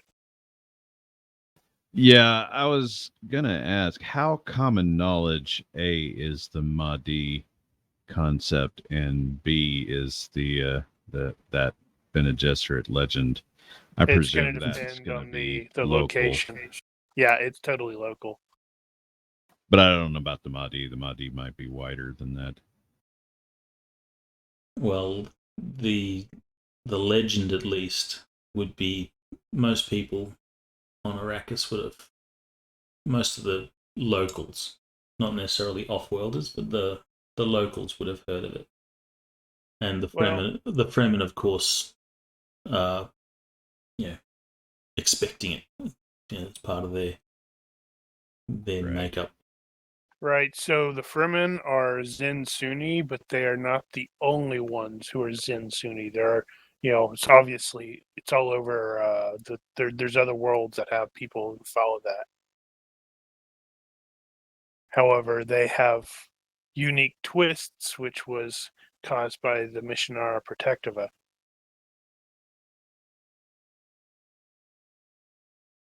So the relevant part of that is probably local. So, and this particular house staff will tell you that there have been many who have claimed to be the Mahdi, but they've tried to imbibe the water of life. They tried and failed? Died, yes. They tried and died. Thus proving them to be false prophets. You got to say it more sharply than that. Tried and failed. Oh, no. They tried and died. So they failed.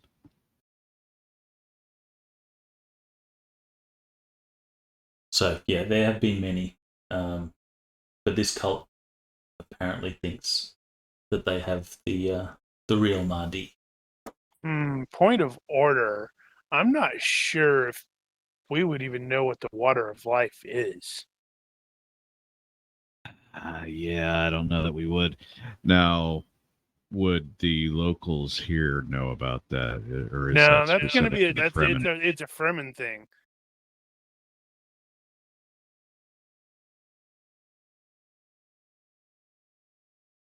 It would be a Fremen thing. Okay, well, as part but of this particular house staff member seems to know it and mentions that. Ah, okay. Gosh, I wonder what that could mean.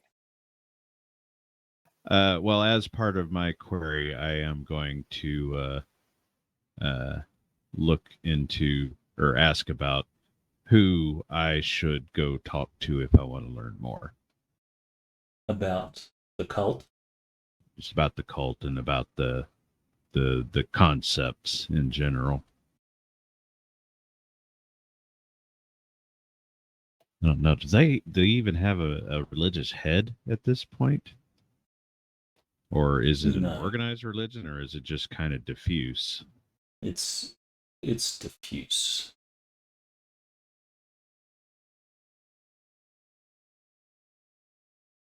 But yeah, if they know of someone or someones that are more knowledgeable about the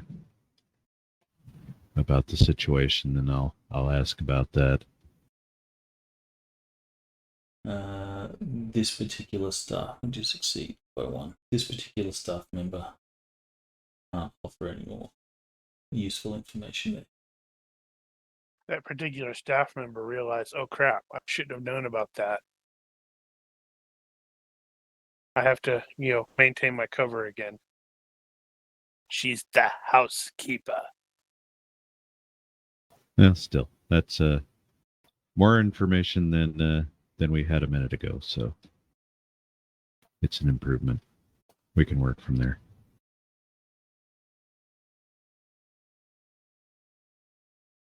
So, any other sources of information? Well, this seems to be a kind of a Fremen cult. We could always reach out to our Fremen allies from before. Is it really a and see if Fremen they have cult? any more. There's no indication that it's necessarily a Fremen cult. It's just like an Arrakis cult. Well, not even in Arrakis. The cult. I meant, Arrakis as in natives of Arrakis. Yeah. Okay. And Either way, it might natives are a mix of Fremen off-worlders that have been here for a long time, and then several generations. They're called the Pion or Peon class.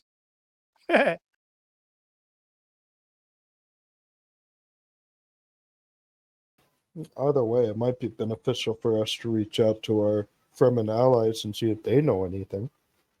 Do you have them as a contact? Probably would have been a good idea. It's like, not yet. Not yet. You should spend some points then if you're going to use them as contacts. Roll 3d6 on a... Actually, contacts do have a 6 or less roll, so roll a critical and your Fremen contacts may be available. If you roll the wrong critical, they might be right behind you. Stab. Yeah, you try and get in touch with them, but they're not available. They're like, why are you giving me a call? Hang up. So for the purposes of building that contact, you could get the contact on a 6 or less. The more you interact with them, the more that contact will grow, much as we did with the Shadowrun. So at the moment, you could spend some points, and your Fremen contacts will be a 6 or less. Ouch. That's a pretty difficult roll to get. Yep. Well, the more you interact with them, the more you can build it up.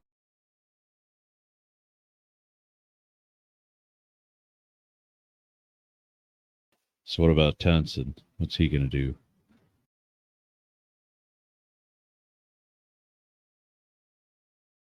I don't know. Everybody else is contributing. How am I contributing? Other Okay, than me everybody just but randomly Atticus talking. is contributing. Well, I could. He wants to go talk to the courtesan. You can admit it. We know how you're thinking. Well, the good Yeah. news about Carthag is that we do have our contacts in Carthag. So it'd be a legitimate excuse for us to head over there, too. You spent points to get your contacts in Carthag? No, we're talking about Lady Tanalu. Point of order regarding Carthag. Harkonnen. Is Hasselvander still here?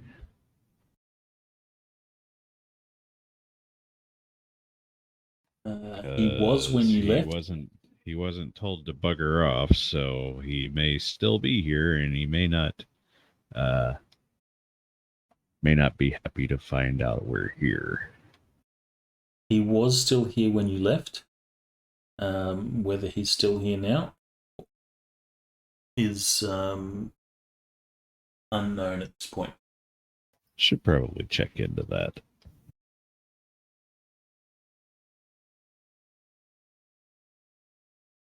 Maybe we'll get lucky and he'll challenge me to a duel. You'll lose. Everyone will lose to you. It's great. That's not necessarily true. Duncan Idaho wouldn't lose. I to watched him. the movie. I don't think I can pull the stuff that Duncan can. Gurney probably wouldn't lose to him. Yeah, because Gurney would snap his fingers and I would I'd be blipped. Well, Gurney and Duncan, they have plot immunity too. This is true. I bet Paul would kick my ass too, which would be much to my surprise.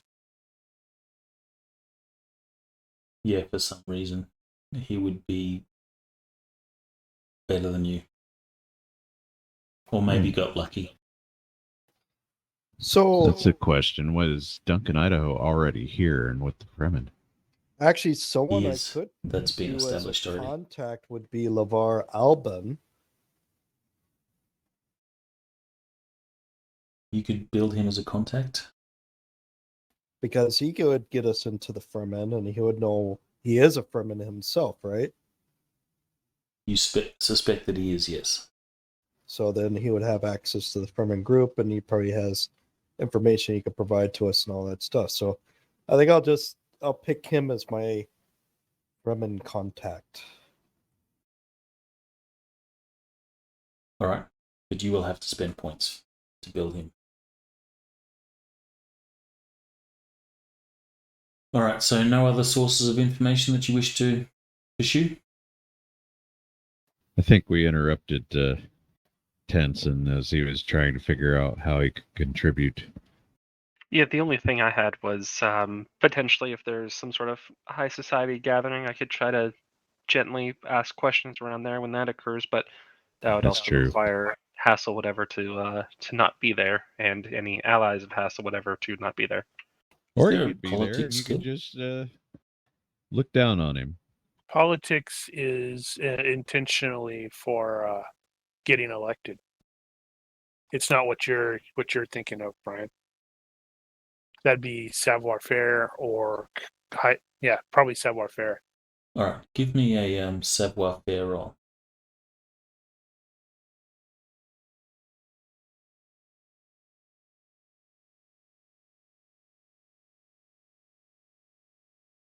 I was going to comment about how you guys are making these crazy high rolls with these skills, and I'm like, oh, right, yeah, I do the same thing. I just faint. I just don't have savoir-faire or IQ. All right. So with your savoir-faire, you will learn that there is a low-level bureaucrat. Goes by the name of Juan Dempsey. He is a bureaucrat for the current Fenring interim government.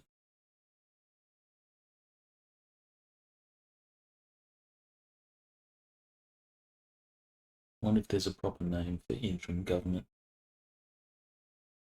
That's probably good enough.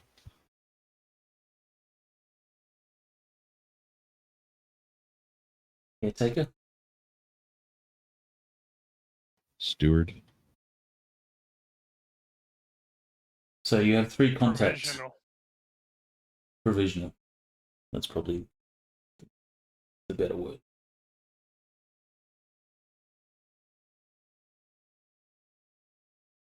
Doubt.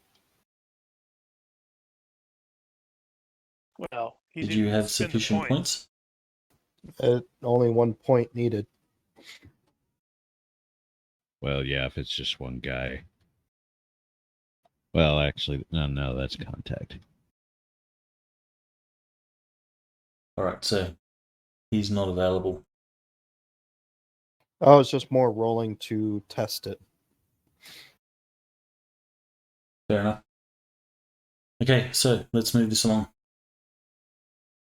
You have Jai, Miriam, and Juan.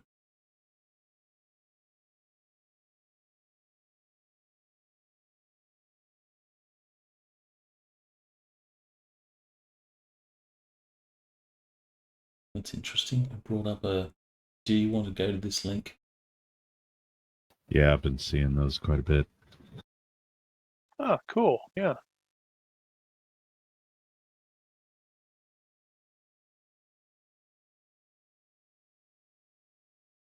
All right, who can Atticus kill to get more info? No, I'm fine. I hogged it last time, if you recall. You guys just sat around and held my cape.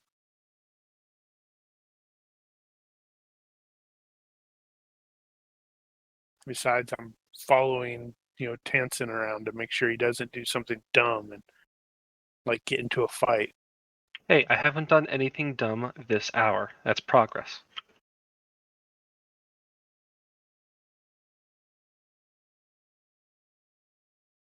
Alright, so who's going to go see Jai?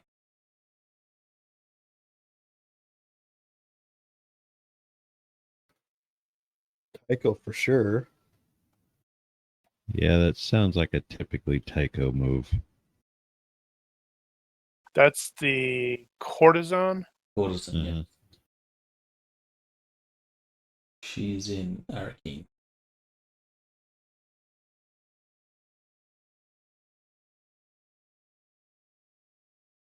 Alright, so Tycho, you're going alone?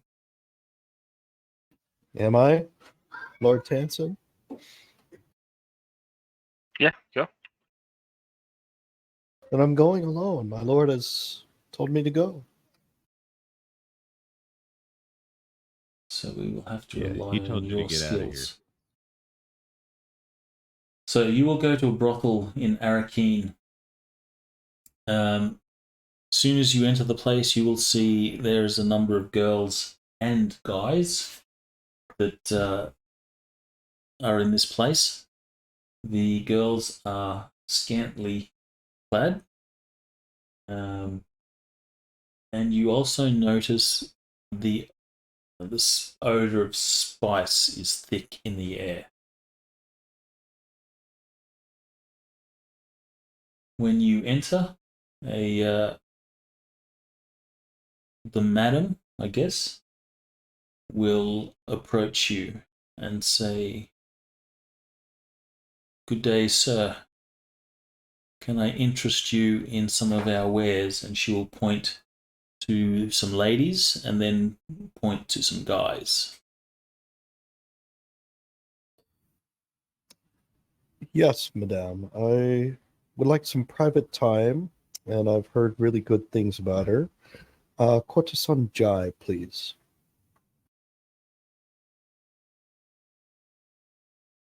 She will nod, and then she'll call out, "Jai, come here, please." And a woman will walk over to you.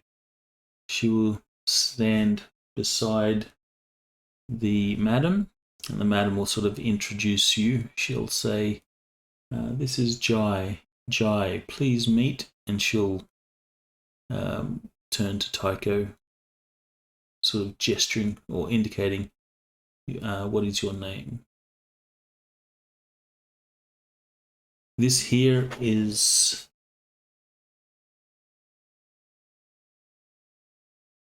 Do you tell him a name? Give me a moment. Assuming fake name? Yes, I'm going to give a fake name.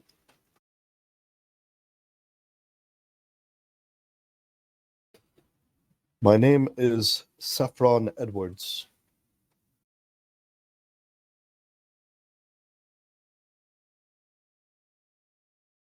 He says, You will totally used random Jai, generator, will didn't you be able to tend to Saffron's needs? And she will sort of nod and then sort of step over to Tycho. She'll take you by the arm and she'll lead you down a hall to one of the back rooms.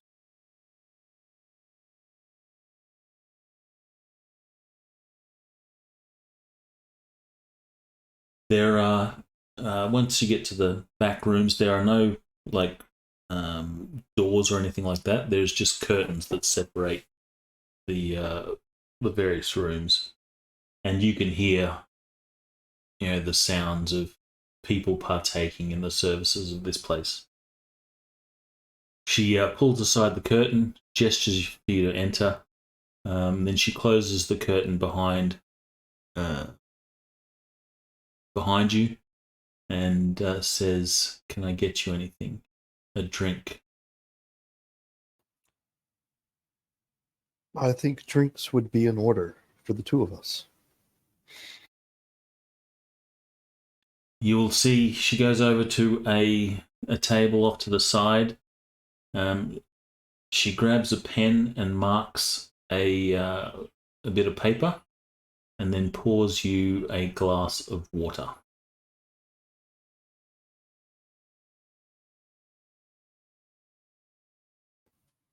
Please get yourself a cup of water on my behalf as well.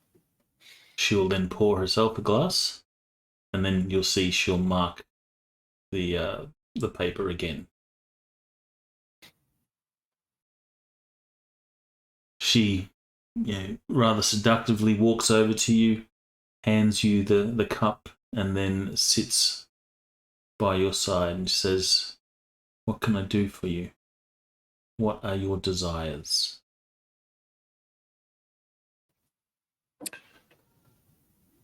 Well, my Lady Jai, my desires are very simple. I would like some information that I heard you may have, and the quality of your time. You see the hand that she had put on resting on your leg. When you ask for information, she pulls that away and says, "What information?" I'm looking for someone. I am looking for a group of people. Do we know the cult's name?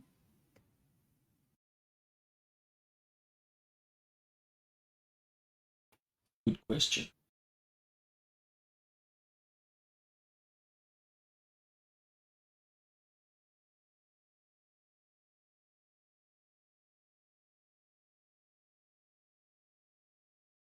I don't know if the cult actually has a name.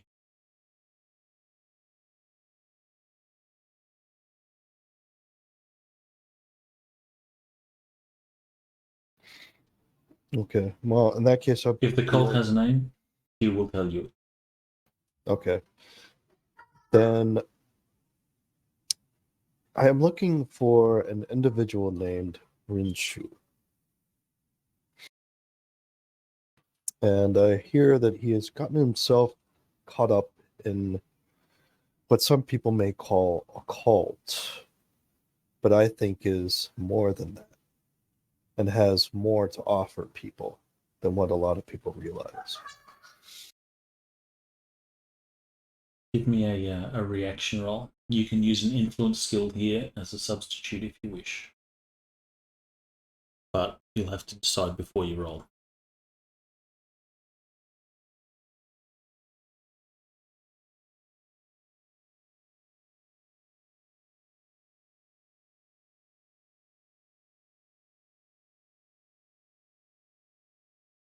think I'll just do reaction. All right, give me a reaction roll. Add whatever bonuses you wish. I don't think I have any bonuses unless I can use the only social skill that might work in this would be fast talk.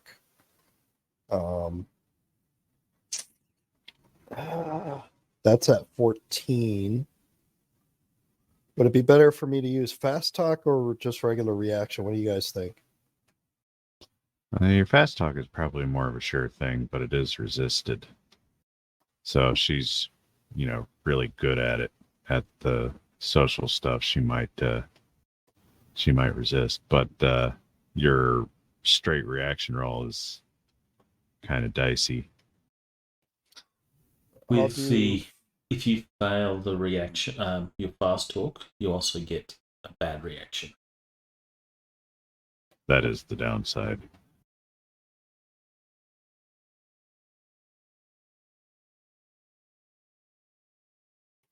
One through 3 fast talk, 4 through 6 reaction. Fast talk it is.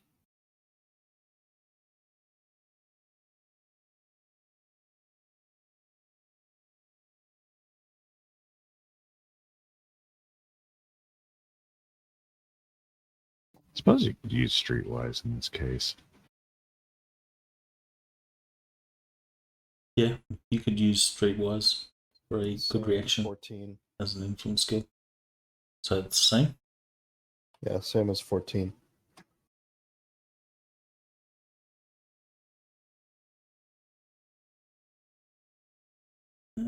It's resisted by will. So you can see that she's hesitant at first.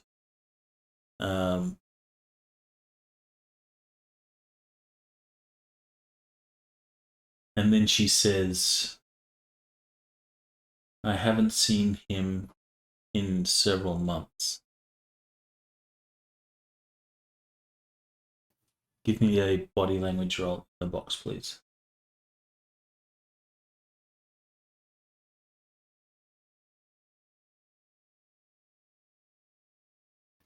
Or detect lies.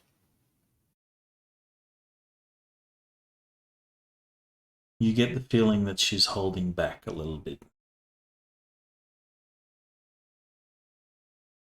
So for mechanical purposes, you didn't succeed by enough to make her just spill the beans. So you get the feeling that she's holding back. So you could offer bribes or favors or, whatever you feel that would, sway her enough. My Lady Jai, I know the life of a courtesan can be difficult at times. And what I would like to give you is value for your time, but also to give you time itself. So I'm going to offer you some financial gain, but we're also going to pretend to use up your time so that no one else will be utilizing your time as well, so that you can have peace of mind. So I will offer her, well, I don't know, it's equivalent to maybe $1,000 or something like that.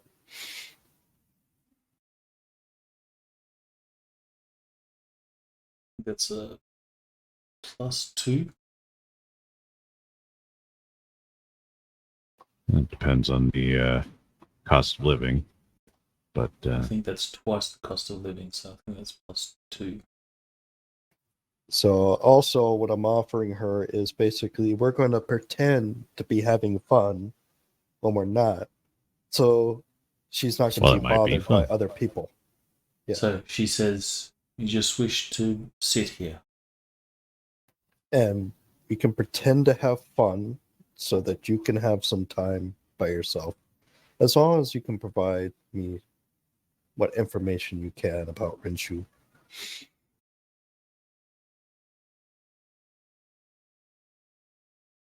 Give me a reaction roll in the box.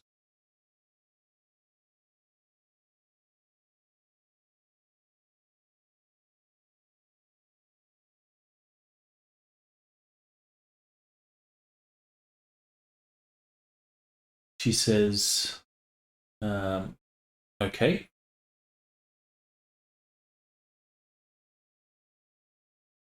And you can see that she turned off the I'm working now button, and she becomes like fairly normal, which is a somewhat of a shock to you, because her being all nice like and seductive is completely different from her just being her. So very much an act. But she will sit down and she will say, it's been several months since Renshu has been here. He has been busy with his endeavors. He's a good person, and he has a good heart and means well. And he has a way with people. His words can give hope. She says, but your information is incorrect. He has not been caught up with this group. He has formed it. He began with but a few, and it has grown since then.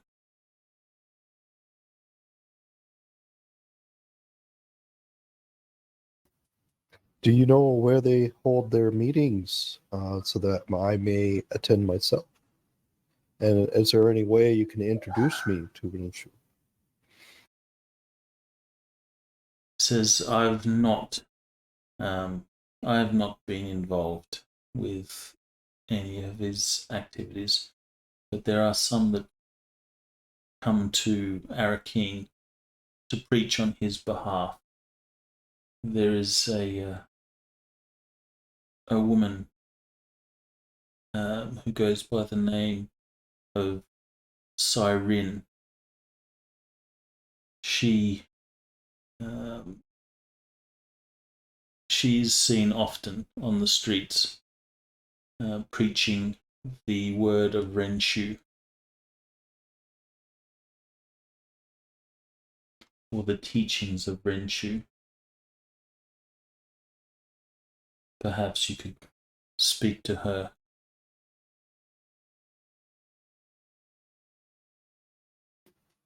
And where specifically can I usually find her?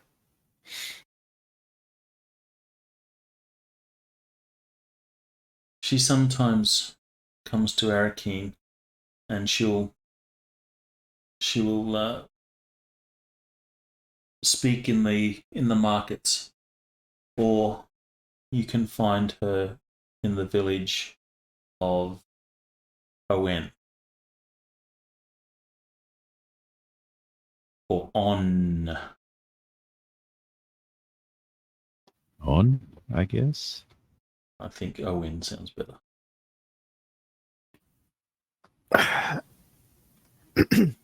She will know where to find Renshu.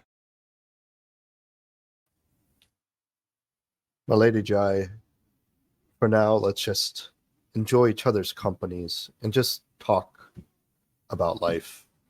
And please, relax, enjoy yourself, for I have no other demands beyond your just enjoyable company.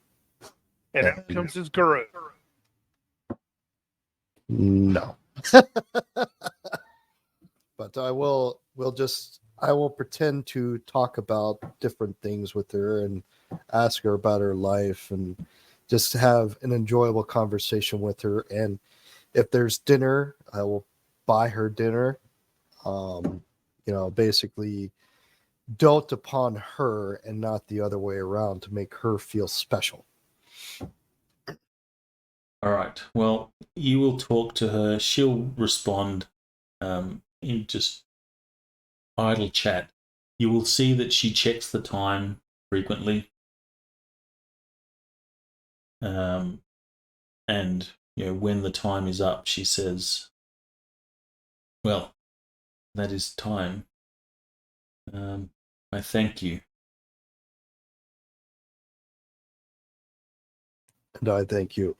And then she will hand you a piece of paper which has, marks down for like 2 waters and whatever else that you have indulged in. She says, "Give this to the madam." So this piece of paper, before I hand it in, is there anything I can add to this that will give you a bonus?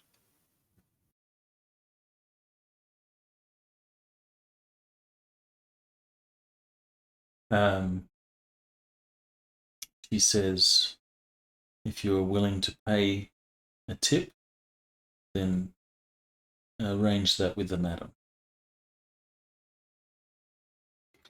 I will do so. She collects all Joy, our thank tips. I'll tip her an additional 100 under the table. You can see that she's It was grateful. her job to collect the tips.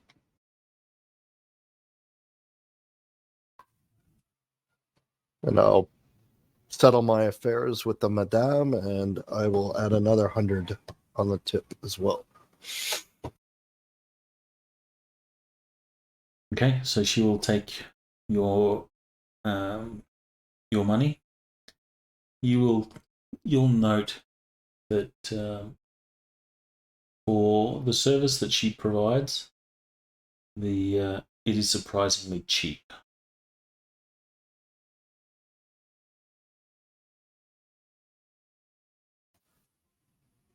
Wow. Obviously, not a well-paid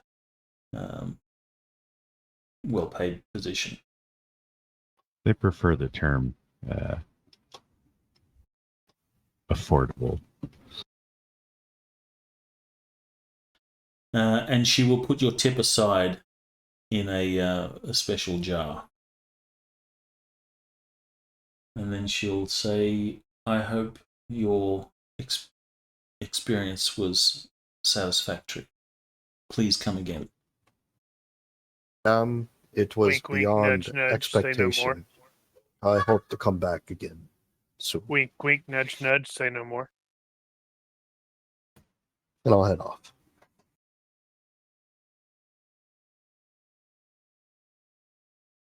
Again, I'll do a circuitous route back to the premises, making sure I am not shadowed. Circuitous. So it's shadowing +1. If you're doing a perception, I'll do it in the box. What's in the box? All right, you can roll.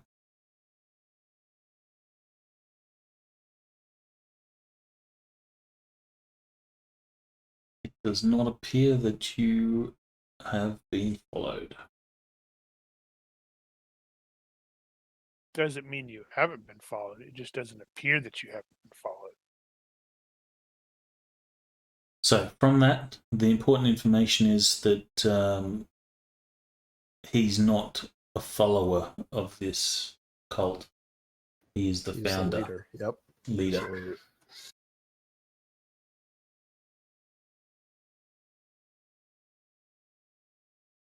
And you have someone that could probably tell you where he is. A preacher who goes by the name of Cyrin. And we can either see her in the marketplace of Edakeen or at the village of O.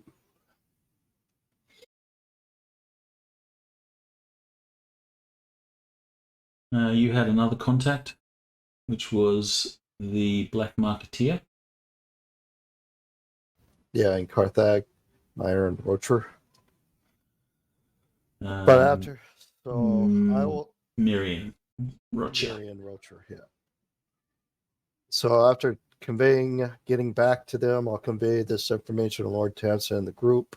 Do they still want me to? Do we want to still head over to Carthag and also connect with this Miriam Rocher, or do we want to follow up with Cyrin, which seems she might be a lead us to Rinchu himself?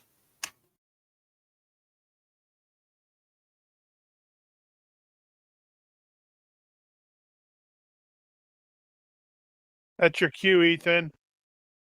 Yeah, I'm just thinking. Uh-huh. You're a slacker. Personally, I'd be tempted just to go on to and start working it from there, but I know my character would rather be a bit more thorough beforehand. Yeah, I was thinking just go the direct route is more than likely what Hansard would go for, and so I think we'll go that route and head on to on. So he's Hey, totally the going to Thopter? disregard what Valtteri recommends.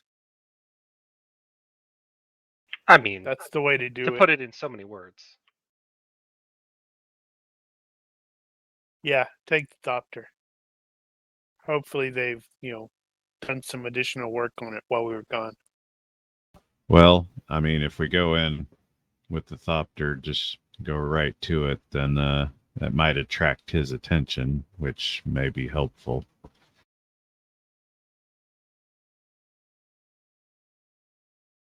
I don't know. I'm assuming this is a not very important village, so they may not get a lot of traffic. So then get a car or something? Well, I'm not saying not to do it. It just if it attracts the guy's attention, he may come to us. 50 kilometers south of Arrakis.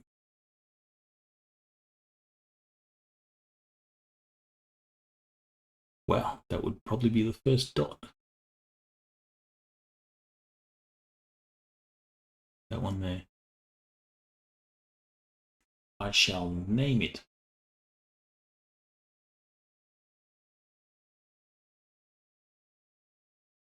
We do have some pins somewhere, I think.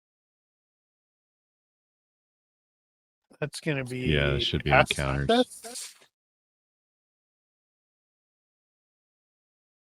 Yes, unfortunately, we can't see them. Library, yeah, assets. That's right. I forgot they changed that. Bad fantasy grounds. Bad. Yeah, I thought they were working on fixing that. Or I know it had been brought up at least.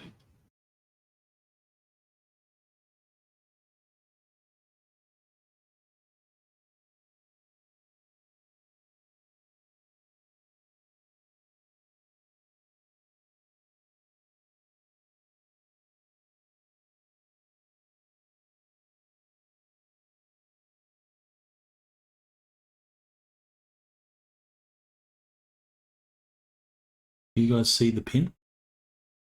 Yep. Yep. It got smaller. It was really big. I wonder if I can put that on a separate tab and lock it. Probably. Would the tooltip still work if you did, though, I wonder? Well, I think he's going to find out. Indeed.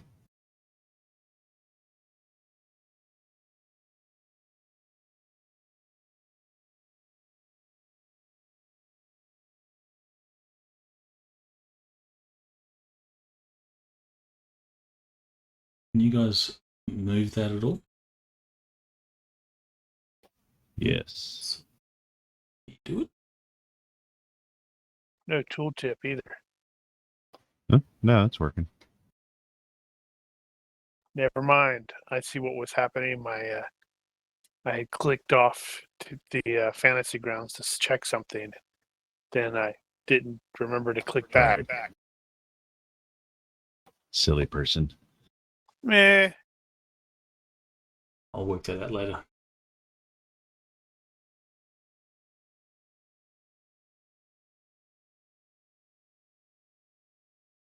They need to add a text tool That's true. That would be nice. so you could actually write text. Anyway, there's the pin.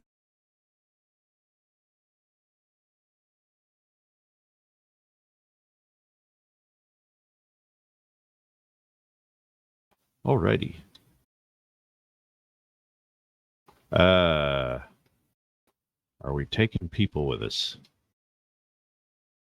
Why would we do that? Standard procedure.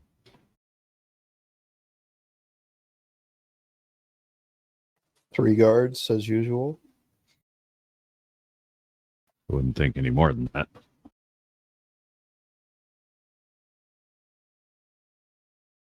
So you go along with 3 guards, and you guys?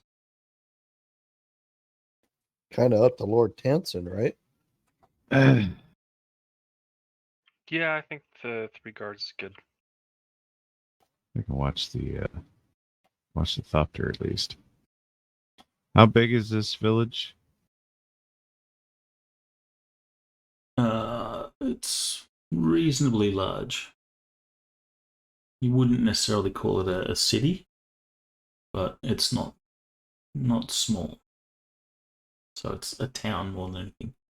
It's big enough to be walled. Here we go. You can wall a single house if you want. Ah.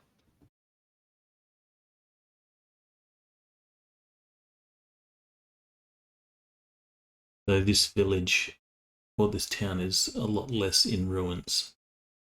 Yeah, I was going to say, it looks like it's seen better days. Arrakis is harsh.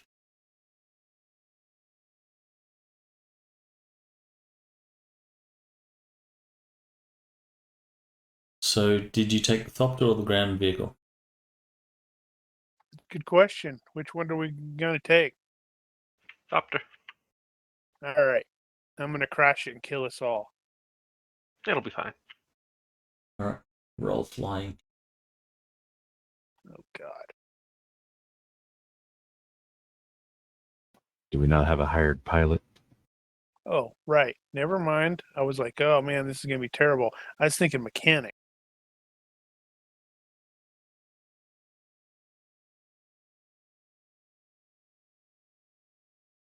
And I believe that the Thopter would actually have bonuses to that because it would be a pretty Right. good SR. What? You haven't sorry, added handling. it to a vehicles? No, Depending on what the roll's for, I suppose. just flying. So, no crashing. You will fire it up and it will look very cool because the Dune Thopters look really cool. Mm-hmm. I kind of want one. Yeah.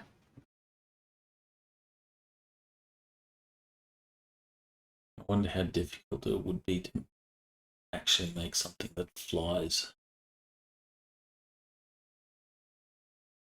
Well, having seen the movie, the latest movie version, it seems almost plausible. Well, it does basically mimic a dragonfly. The real question is how would you manage the operation of the wings without flying the damn thing apart? And I imagine they'd wear down extremely quickly. Uh-huh. Probably worse than a helicopter in that regard.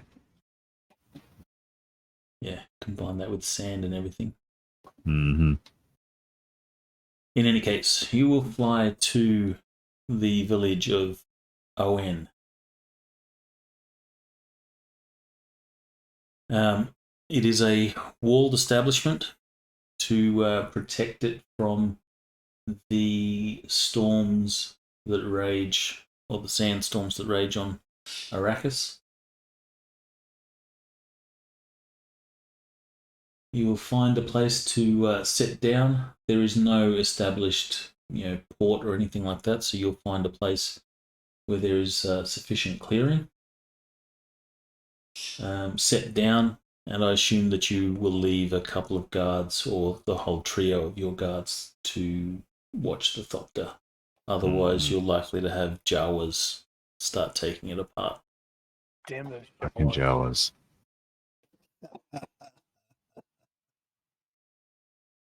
Houdini! Oh, which reminded me, I was thinking of Easter eggs. That would be an interesting Easter egg in Dune to have Jawas. Has anyone seen the last episode of The Expanse?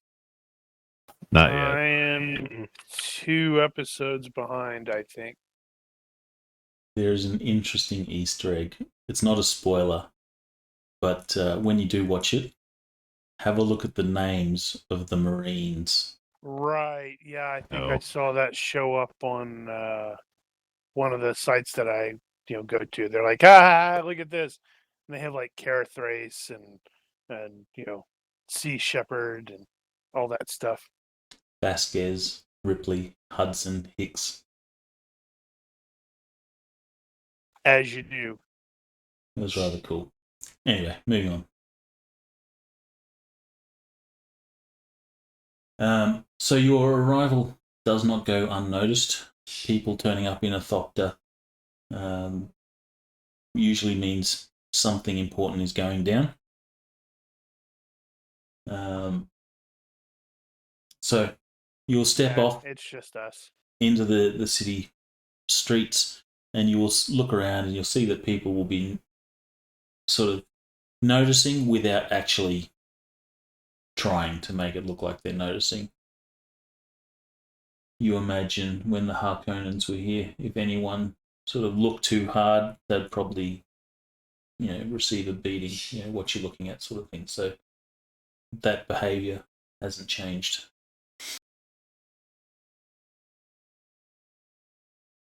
So you walk around, and it's not long before you hear the sounds of a woman saying or sort of beginning a sermon. She has blue eyes that mark that she is at least a long-time resident of Arrakis. And by the looks of her, she's likely a native. Around her neck, there is a rust-coloured scarf that ends draped in a way reminiscent of a stole. I don't know what a stole is.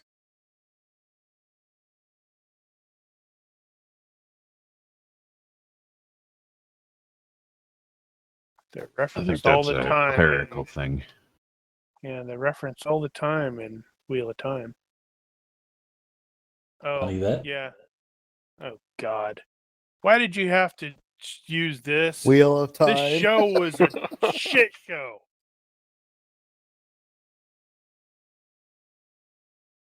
You didn't like it?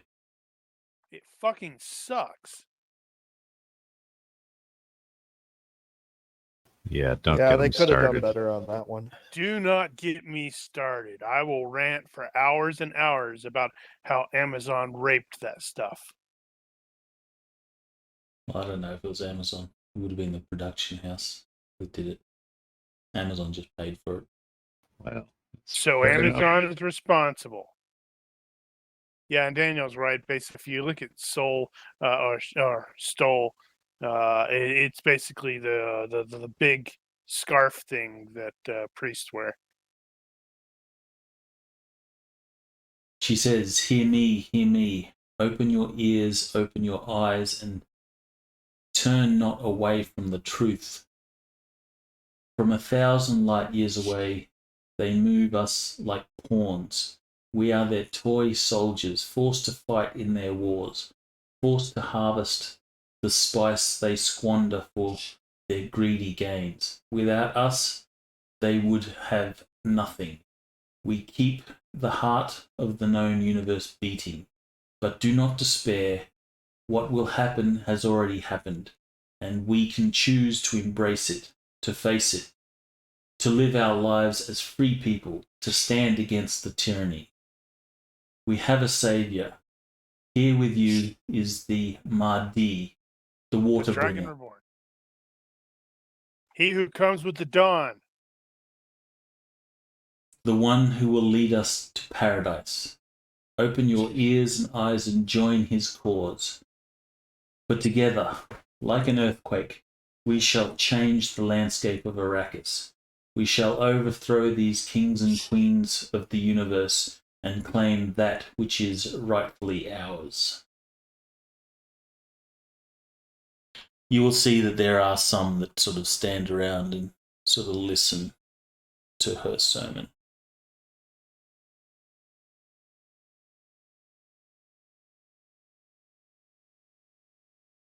We'll be active participants going, Amen, sister! Down Are any with of you you." convinced? No. No.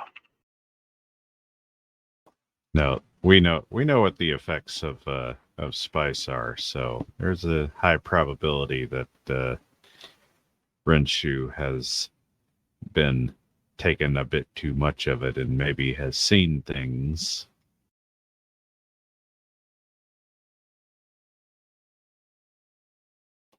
Actually, I am making an assumption there that that's common knowledge.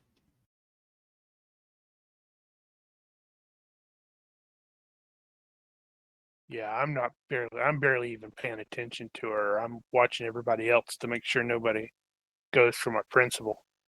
Yeah, I think I'd hate to have to murder Val- everybody in this village. Valtteri at least would be looking for Renshu to appear somewhere. So you will look around, scan the faces in the crowd, and Renshu is not present.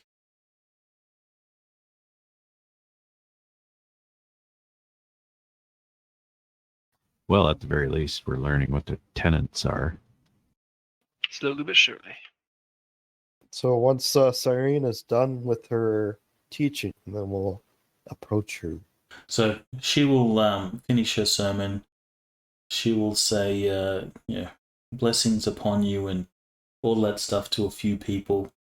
And she will say, give it some thought. Join us in our cause and all that sort of stuff. And then, Tycho, you approach. She will notice your approach. She says, did you listen to my sermon? Every word. Did this connect with you? Did it sway you at all? And she will actually use the term off-worlder. Did it sway you at all, off-worlder? Have you seen the injustice?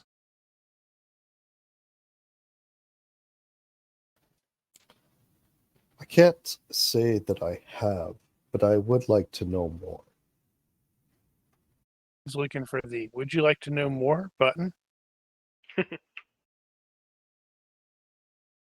Yeah, if you start pushing buttons, you get in trouble. I'm sorry for pushing your buttons. I was looking for the mute. She says, how can I help you? How can I teach you more? Would you like to join our cause?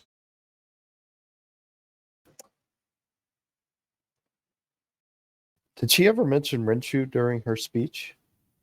No, but she did mention Mahdi. Technically, yeah, I was about to say, technically, they think he's the Mahdi, and like, we've got a savior. Like, no, you don't. He hasn't shown up yet.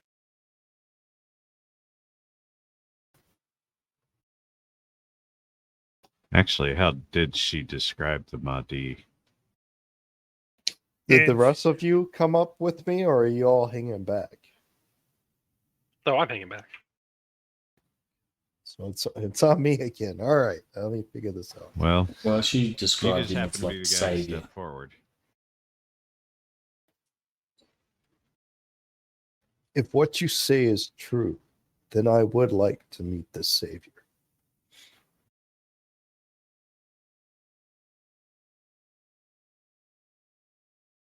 Do you wish to just roll a reaction roll, or would you like to try and influence?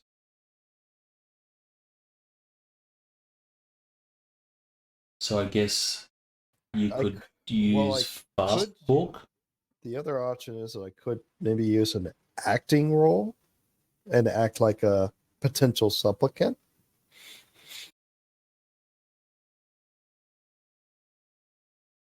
I'm not sure if acting works like that. I think it's fast talk if you wish to like lie.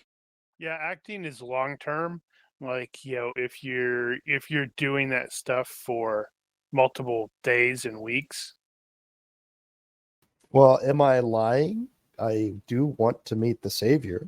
I'm just. But if you're feigning that you wish to join their cause, then that would be a lie, I assume. Unless, of course, you have been convinced. No, I'm not saying I've been convinced, but I said if what you say is true, I would like to meet the Savior. So it's more of, is it true? Can I see the Savior? I am not lying. I am leaving outs. Right. Well, the point of fast But, talk is to get somebody to make a decision in your favor, based All right. on Fast talk. screwy information.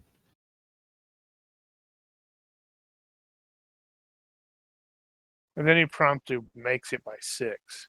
Although acting might be a compliment to that.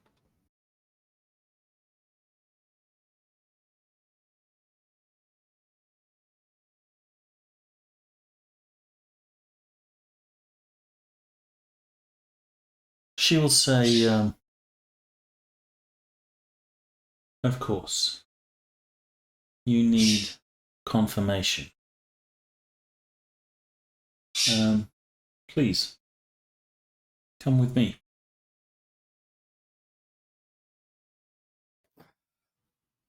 I will go with her. Of And course, that's the last we see of Tycho. now that he's gone up and talked to her by himself, do we follow him? Or are we just kind of stuck here with our thumbs up our ass? No, I'm gonna let him take care of it and see what happens. I mean, if we have the subdermals, I could probably convey that he's follow me. I'm following or whatever.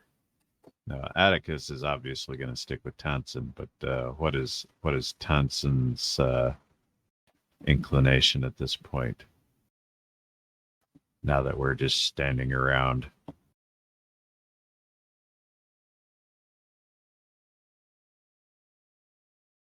He's gonna be quiet. You need to stop being quiet. You're a talkative I do need to sort. stop being quiet. Yeah.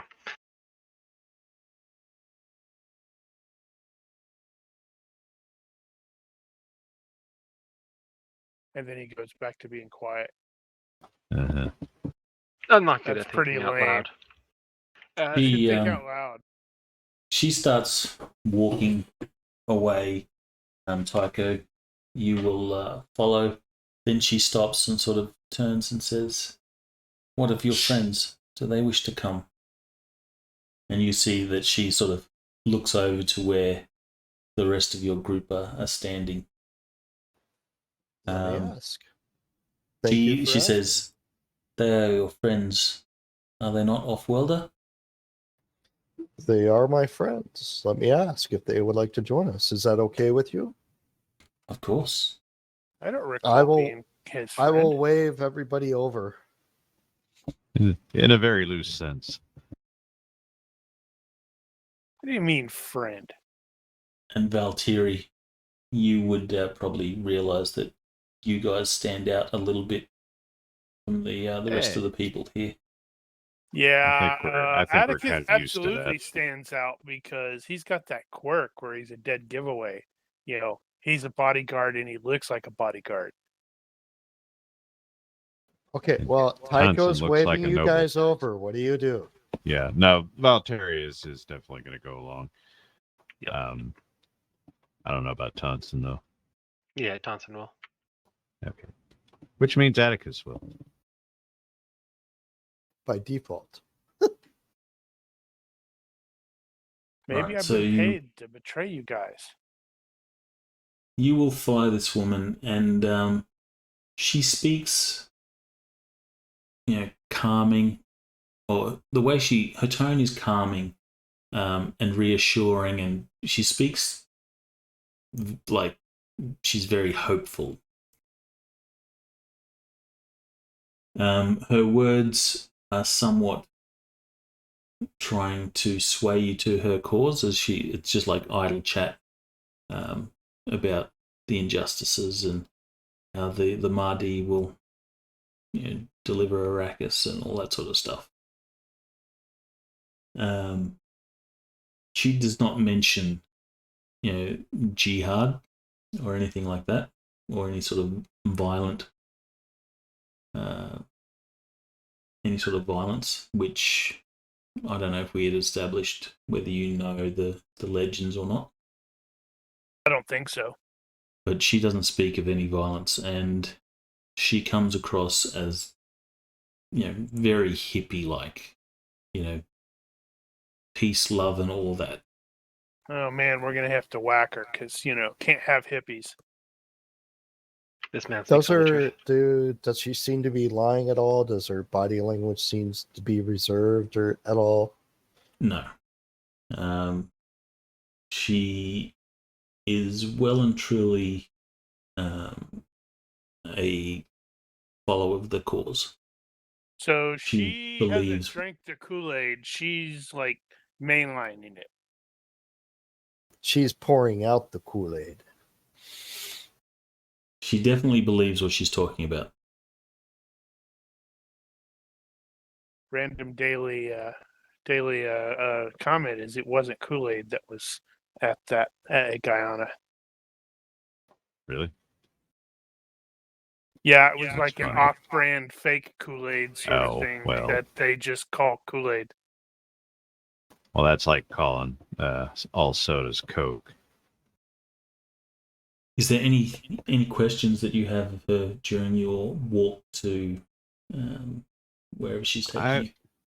I was actually poking around at my skills to see if I had anything sort of related, and I don't. I have archaeology, but not anthropology. I was trying to figure out how to analyze the belief system itself. And I realize I really kind of need to pick up propaganda as a skill. Slavery, that's what it was called. But as far as Valteri's part, he is trying to get an understanding of the basic structure of the belief system. So he will become a convert. Sweet. unlikely, he is a cynic himself. Okay, so she will lead you to an isolated sort of section of ON. The neighborhood is like a collection of connected apartments, and there's like an open communal area where you can see men, women, and children either talking or playing. The children kick around a ball.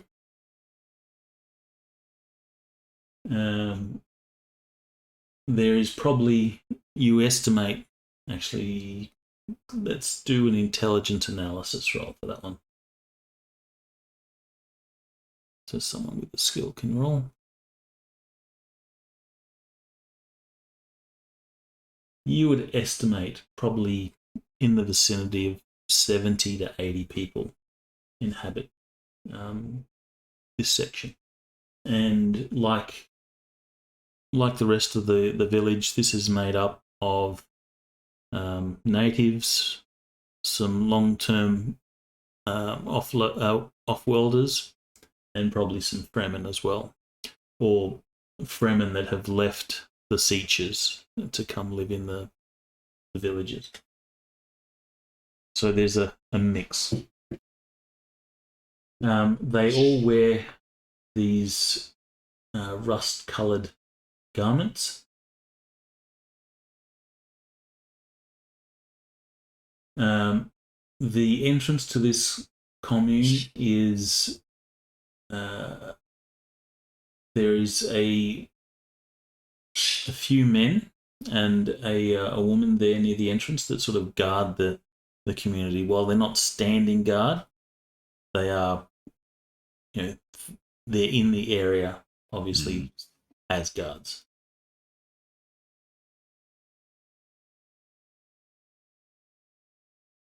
When you guys approach, they will sort of stop what they're doing and intercept you guys at the entrance.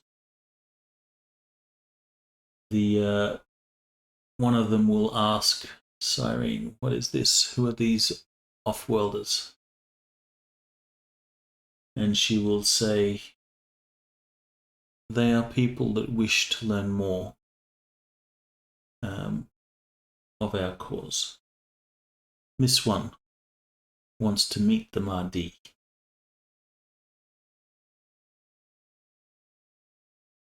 And while she's like, Cyrin's been really welcoming and such, the guard says, "You know that it can be dangerous for the Mahdi.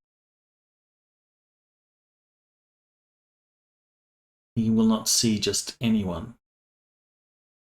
And she says, "These are good people. I can feel it." I think she's crazy now.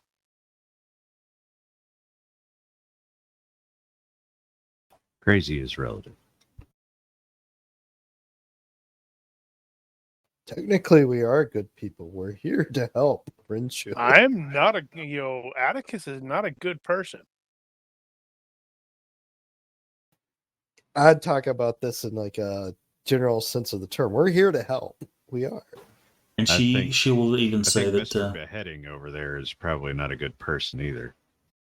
She will say, "The Mahdi will follow his destiny. Perhaps these people are part of it."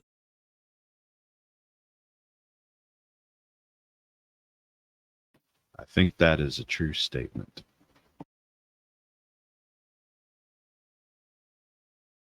And she'll turn to you and she'll say, "You do not wish ill of the Mahdi." We do not. We do not wish him in any way harm.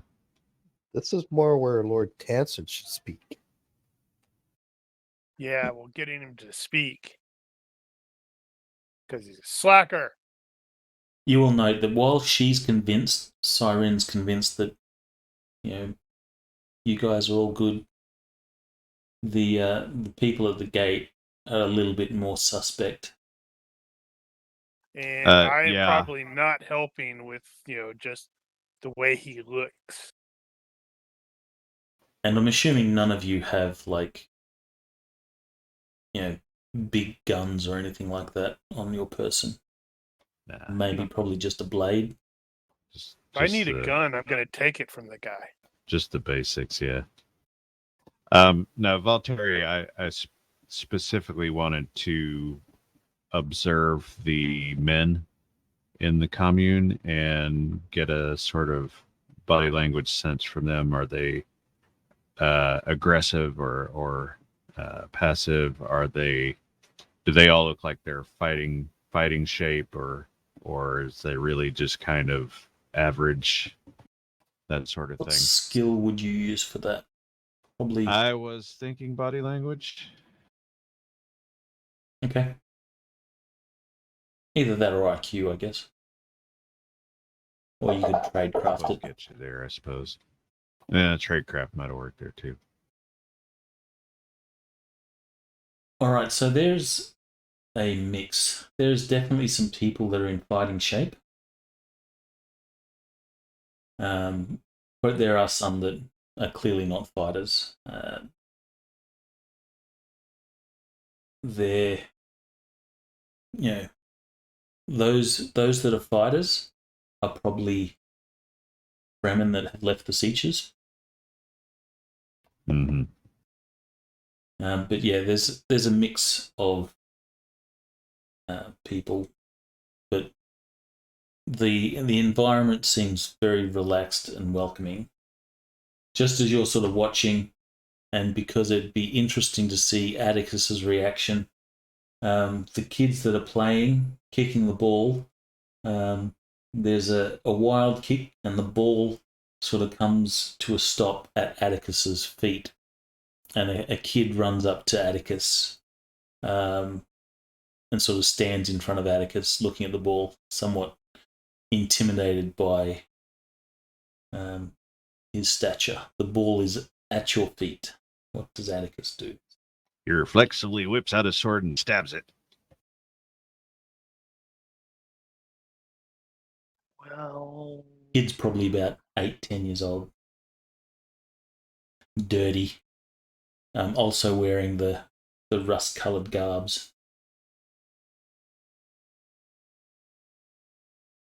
I shouldn't say garbs. Garb.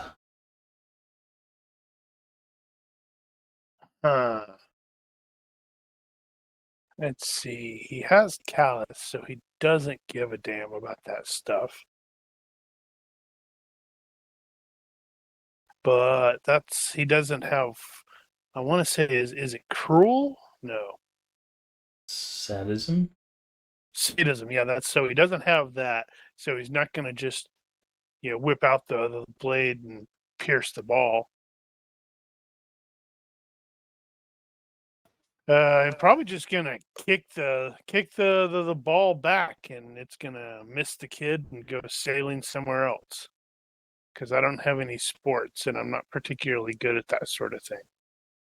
Well, is your intention to has high kick it dex. past the kid or to the kid? Probably past him. All right.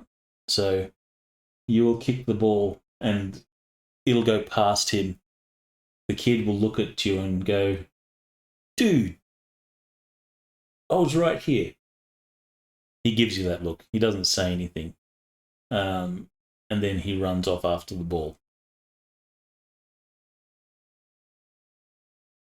You have not made a friend of the kid. No, he probably hasn't. He can't seem to figure out why people don't seem to get along with him. And then he does shit like that. The kids continue to play, and the guard says, "Cyrin, if there's trouble, it is on you." And she reassures the guards there won't be any trouble. She says, "Come in. I will give you a tour if you wish."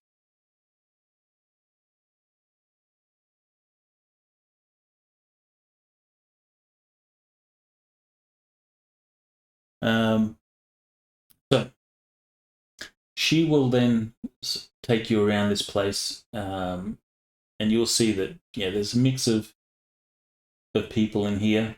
They seem to be fairly open to you guys, maybe because you're potential recruits. You're looking around and you do not see Renshu at all.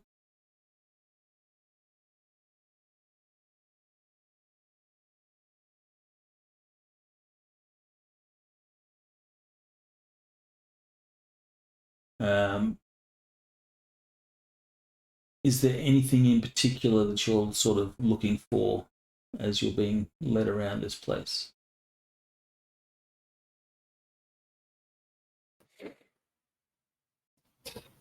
Probably more of just memorizing entrances, exits, number of people, determining, what might be the quickest way of getting Renshu out of here if we do decide to abduct him. Just looking at all the variables and asking questions. If you have psychology, you can roll. Otherwise, detect lies. Give me a roll on that. I think In the Valterius. box, or Yes, do it in the box. Voltaire is kind of continuing what he was already doing, sort of assessing the threat level. Oh yeah. There does not appear to Totally. me much in the way of threat. Well, some of the guys obviously are fighters of sort. That does not seem to be, what they're here for. These are not terrorists in training, or anything like that. I don't know. That kid kind of looked like a future terrorist to me. He might be. Now. Tycho, as you're sort of led around this place and you meet people and you're introduced, you are of the opinion that these people are quite sure of their belief. They don't seem to be, naive or brainwashed, or anything like that. It's not like they're being manipulated. They've come to their belief here from, their own judgment. That makes it worse.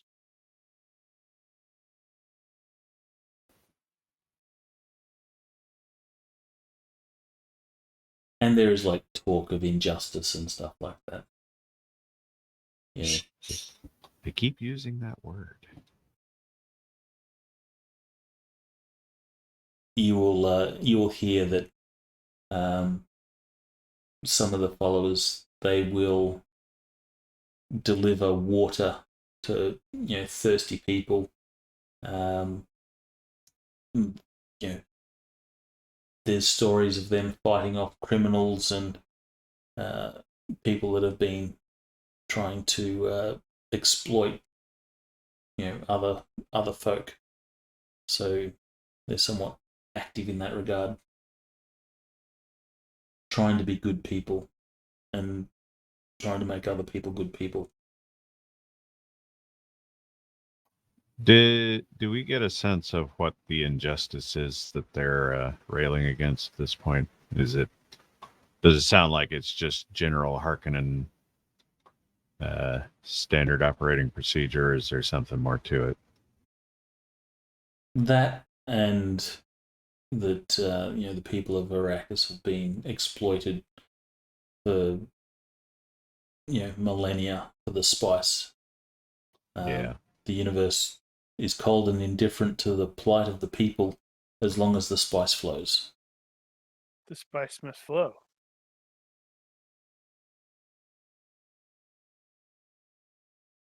The usual Lord stuff. Hanson, are you feeling anything about this?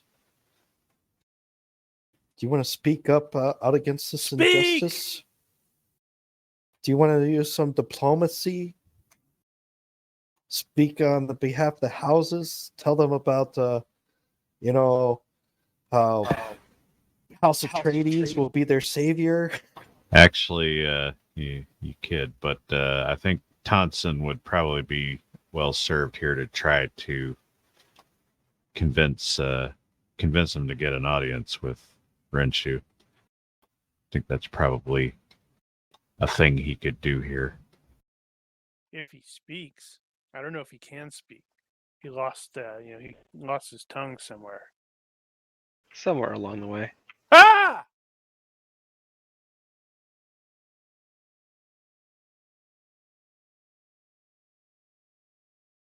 So you need to. So speak I now. think in general that would be good to try to get a meeting with Renshu. I just Sorry, say that again. know how I want to go about it, or what would be the most effective way.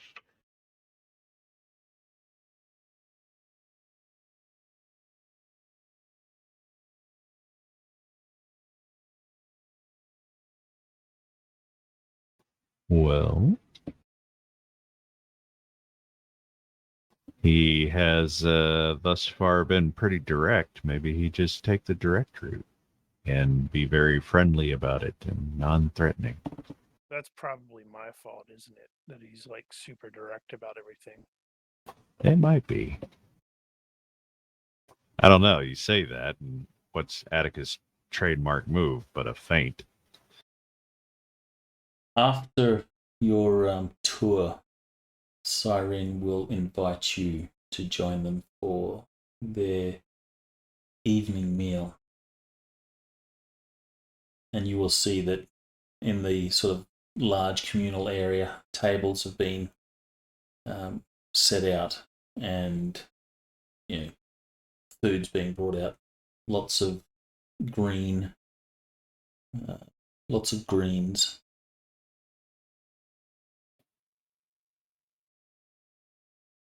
Is that unusual?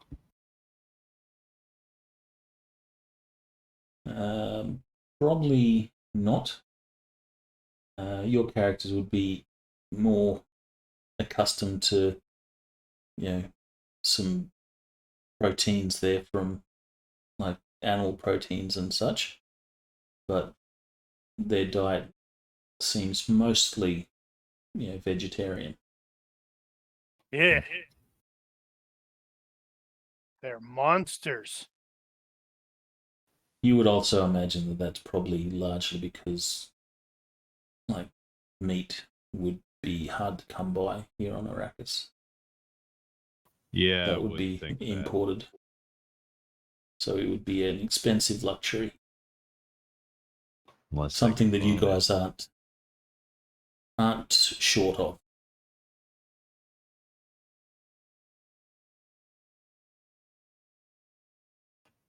Tycho will adapt and be gracious for the offering of food. Hanson, speak.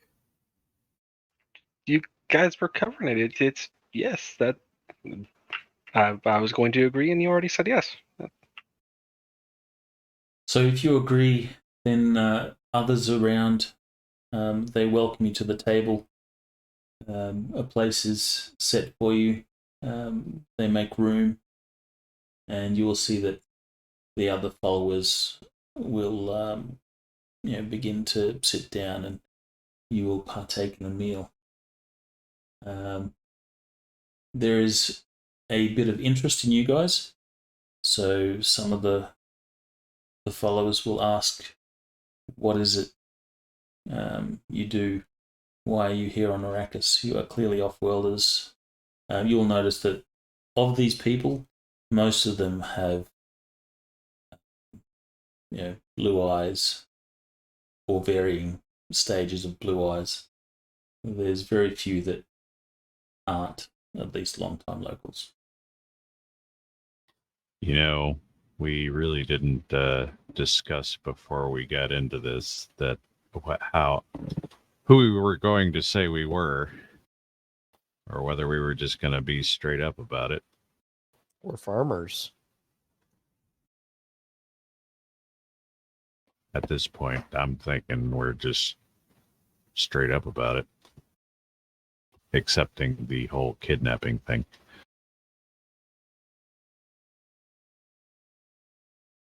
That's up to Lord Tanson. Lord Tanson, speak. Well, I'm that might not processing actually and be up to thinking. him. Processing and thinking is not talking. While people are sort of engaging in chat, you do learn of something of interest to you. Renshu is not currently here. Renshu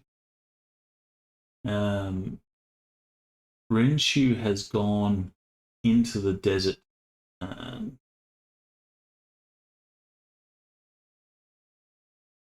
Let's see.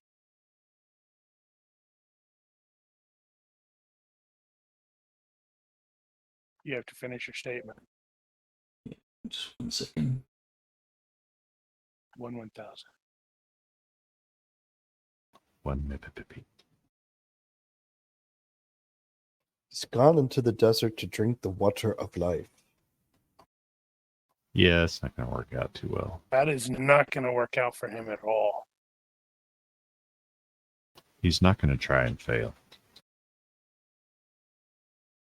He's just going to fail.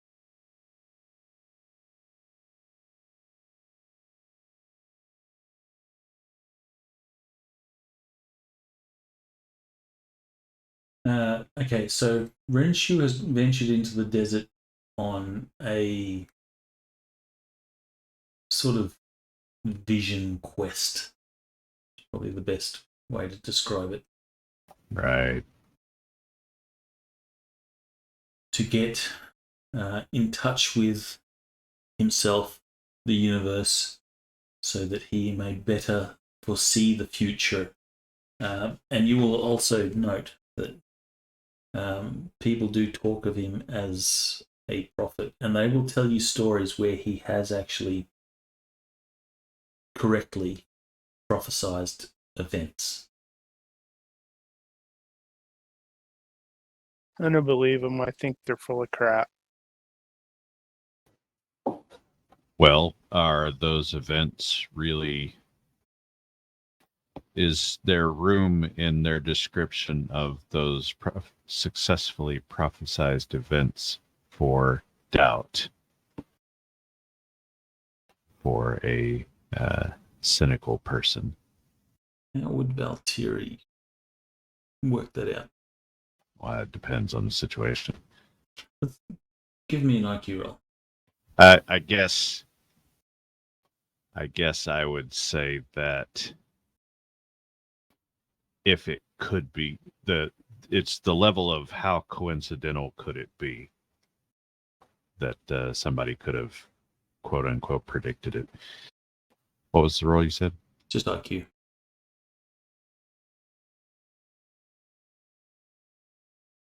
All right. So from the stories that you've been hearing, you're trying to analyze it, critically, and unless their stories have been embellished in such a way as to make it seem more like supernatural or a miracle, there does appear to be some truth in his ability to foretell the future. There are events that just couldn't be coincidental. So the likelihood of coincidence or ambiguity in the prophecy is fairly small. Yes, you wouldn't put it down to chance. Okay. And I think I asked it before, but is the whole seeing the future thing with the spice common and common knowledge, commonly known? I don't think prescience is commonly known. I think the Bene Gesserit have a degree of prescience, as well as the Spacing Guild. They use it to navigate. But generally it's not a common thing. Maybe not unheard of. So I guess it's within the realms of possibility that he may have some prescience. And out of meta information, you do know that the Bene Gesserit have been breeding families and such to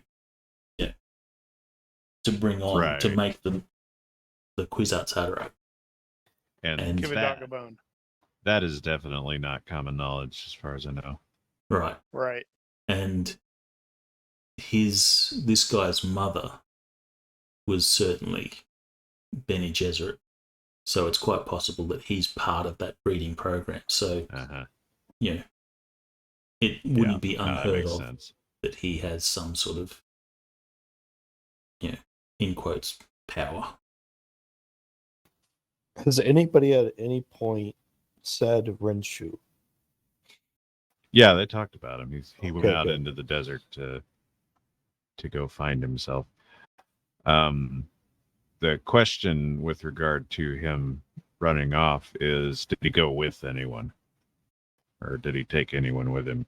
Does he have a bodyguard? Does he have an entourage? He went with an entourage. There are a few of his followers that go with him and protect him.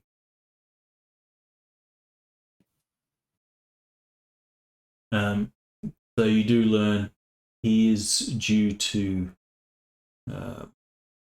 he is due to return soon. Right. Okay.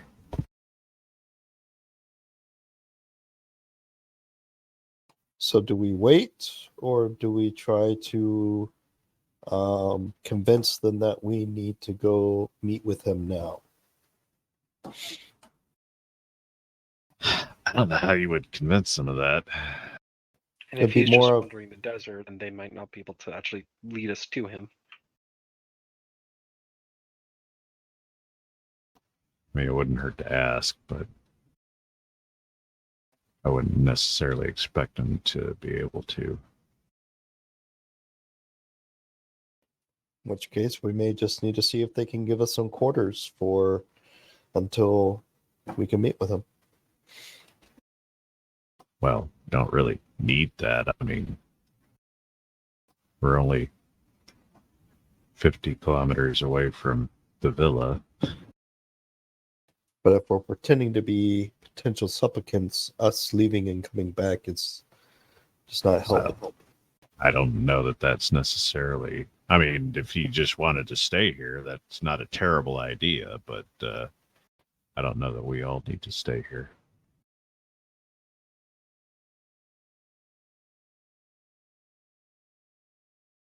So, it becomes apparent that you guys are wanting to meet with Renshu. So some of the followers say, why don't you stay here? You can help us with some of our duties. See what we do. You can get a better feel for what it is we're trying to do here. I can share my farming knowledge with them, help them with their crops and growing.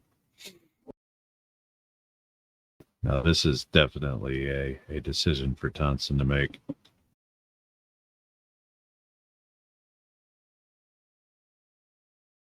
Yeah. One of the guys says, who's probably the strongest of you guys? Atticus. Like possibly Atticus. I think I have a 13. Yeah, I think it's him. Yep. So one of the followers will sort of turn to Atticus and say, you look strong. We have 50 litre johns of water to deliver to another neighbourhood. Perhaps you could help us with that.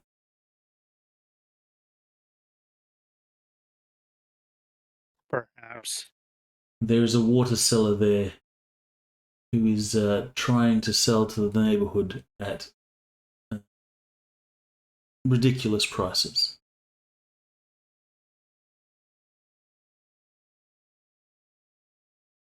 I think Tonson was about to actually respond. In terms of if Taika were to share some farming knowledge, I think that might engender us to them and potentially put us in a bit of a more advantageous position. You were so is So are we Tonson staying wanting with to stay? Hanson? Yeah. I think staying is probably better than Then we heading out. I stay. think if we stay, do some chores to assist, that might make it more likely that we're able to successfully quest and get an audience with Renshu when he returns.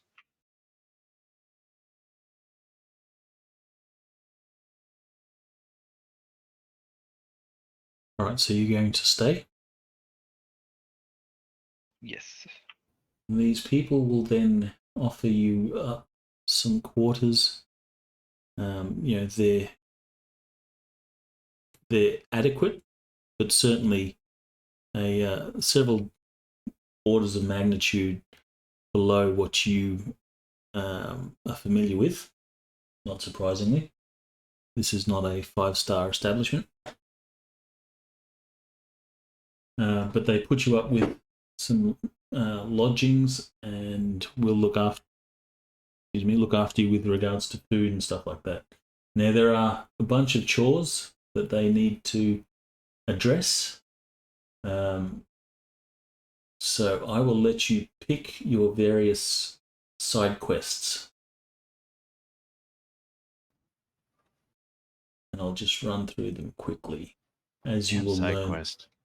Yes, side quests. There is the delivering water to the neighborhood where the water seller is, charging exorbitant prices. There is a criminal gang that is nearby. And they want them exterminated? Well, they want the problem dealt with. This criminal gang wants to extend its territory into the Commune's enclave.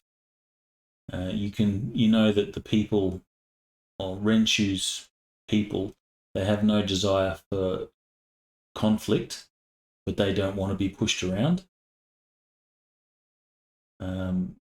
So you guys can offer to help them there. You will learn that the community owes 5,000 Solaris to a loan shark called Tanavos, who is squeezing them for everything they have. The community wants to and is willing to pay and settle that debt, but they refuse to pay the quadruple the original advance that this loan shark is calling for.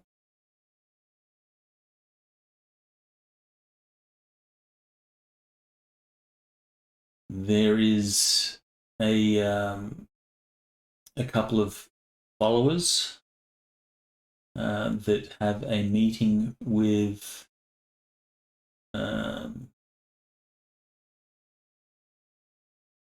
some smugglers.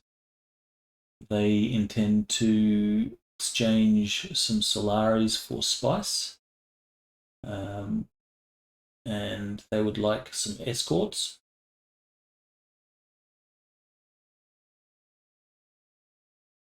There is also a market that the community sells some goods at that they could use some assistance with. Choose your side quests.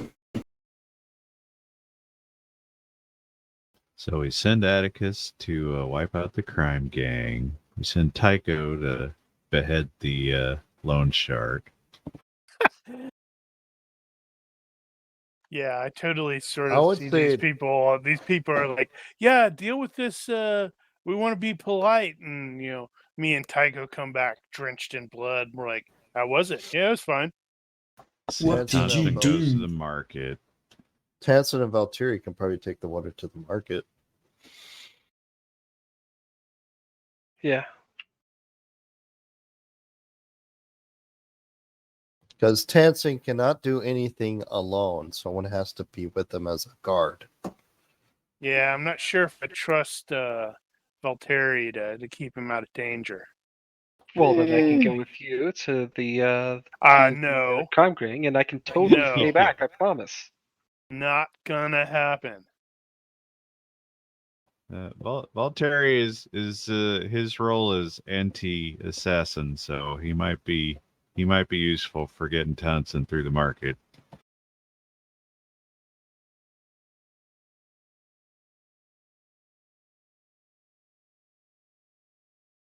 Yeah, so there's three of them right there.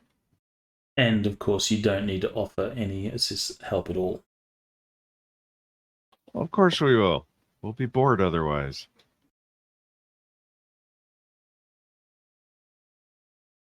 Are you going to do these as like skill challenges or what?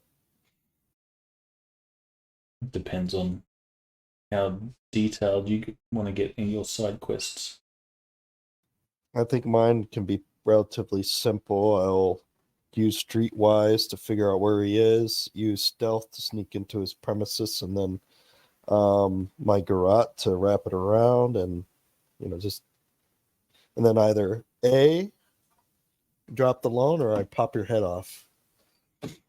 What if he's a really good guy? Keeping in mind they don't necessarily want to get out of the loan. They're willing to pay, but they're not willing to pay, 400%.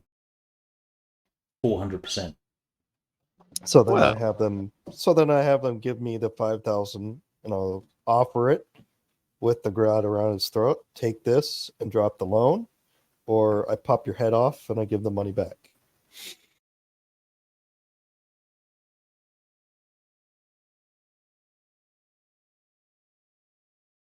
All right, so you want to handle it quickly? Mine will be quick. Skill challenge. Okay, so He give me says, a roll on your streetwise to find this smuggler, town of Voss. All right, you will find him. He is a local of the area.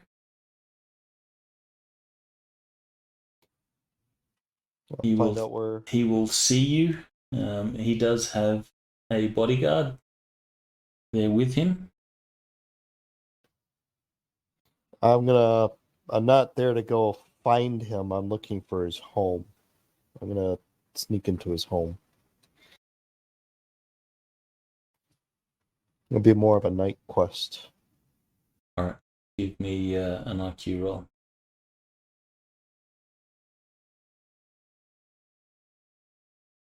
All right, you're able to find his home. Give me a stealth roll.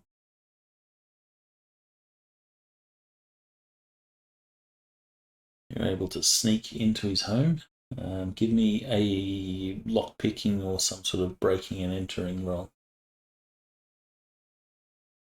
So lock picking or forced entry. I can take some time on that if needed. All right, so the lock gives you some delay, but that is fine. You'll get entrance into his place.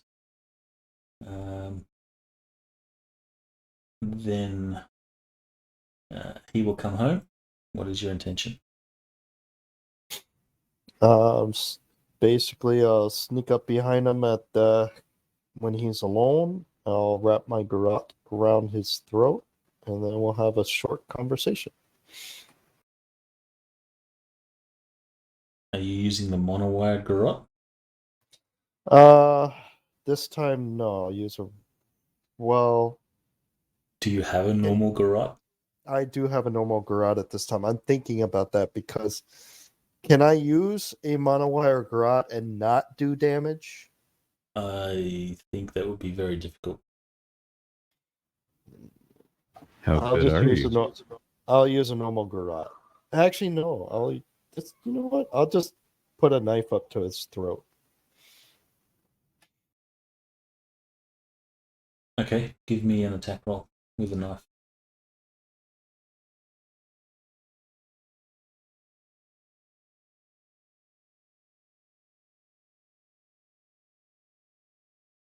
Not a problem. You get the drop on him. You have a knife to his throat, and he is willing to negotiate. So, in this particular case, I'll show him the 5,000 money, and I'll say, I understand there's a group of people that you are extorting. This is the 5,000. You either take it and live, otherwise your head is coming off. Make a choice now. All right, so you're taking their $5,000, correct? Yeah, I basically asked him, hey, right, give me the so $5,000. They're not going to just give you $5,000. They're going to send some people with you, because that would be silly just to give you $5,000. Well, I probably have $5,000 on my own. So either way, Well, I'll be like, so either way, I have $5,000. Either take this and drop it, or you lose your head. Make a choice now. All right, give me an intimidation roll. You can get I think it's +4 for threats of violence and stuff. So it's a more fast Yada talk. yada yada. then. No, that's That's intimidation. intimidation.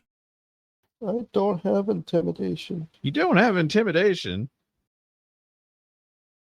I have interrogation. Intimidation defaults to will -5, so you'll get +4 in this matter. So will -1. Actually, I think it also defaults to strength -5. Yeah. But his will is going to be better. But at least you got a good roll. Nice. Yeah, you totally need to put points in that.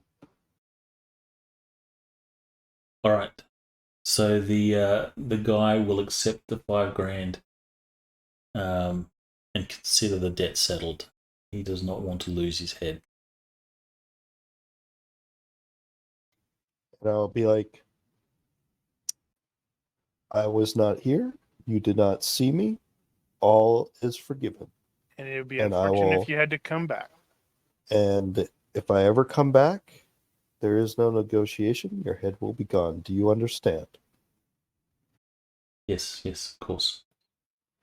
Then I will draw my knife and I'll disappear from his premises. All right. As you're walking out the door, you hear a ding, and you look up in the corner. It says "Quest complete." Like a shadow in the night. What was the other quests that you were wanting to do? Oh, Atticus was going to slaughter a gang. Yeah, that was going to be if what was the thing with the gang? They're a criminal gang that want to extend their territory into the community's enclave. So they're Like, not necessarily Renshu's in the people- community. No, they're not. Renshu's people have, like I said, they have no desire for conflict, but they don't want to be pushed around.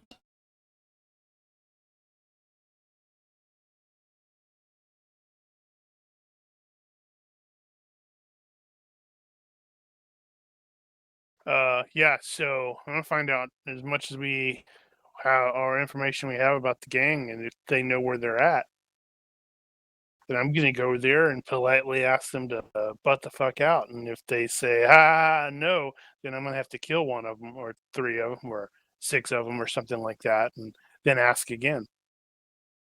Okay, so as you're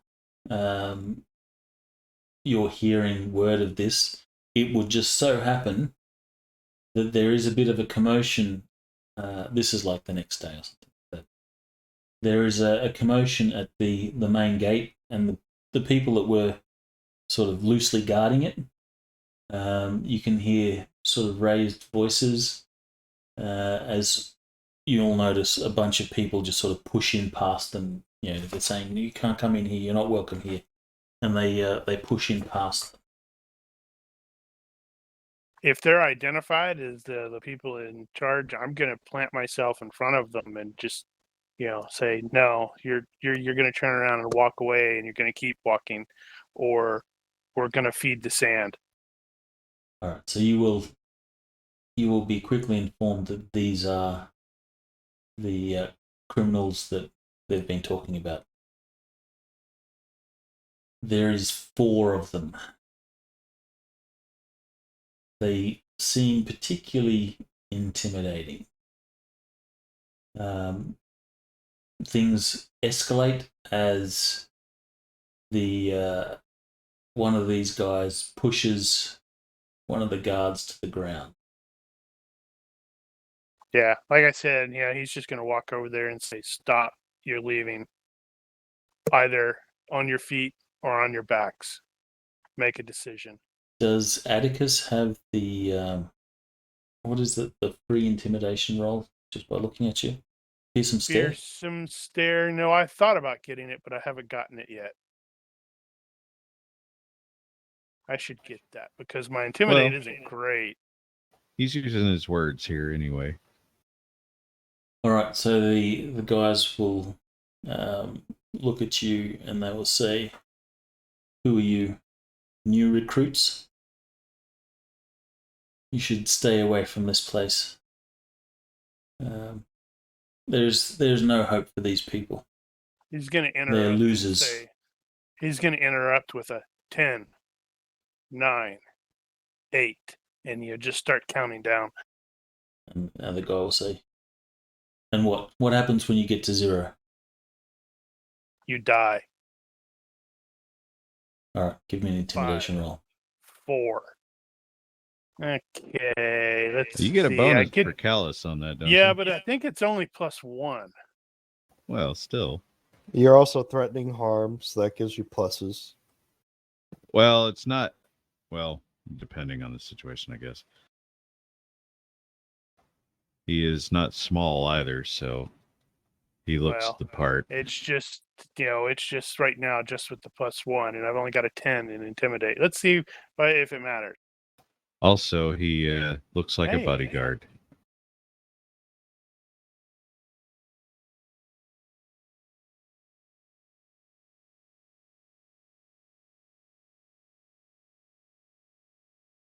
You're counting down, giving these guys the death stare.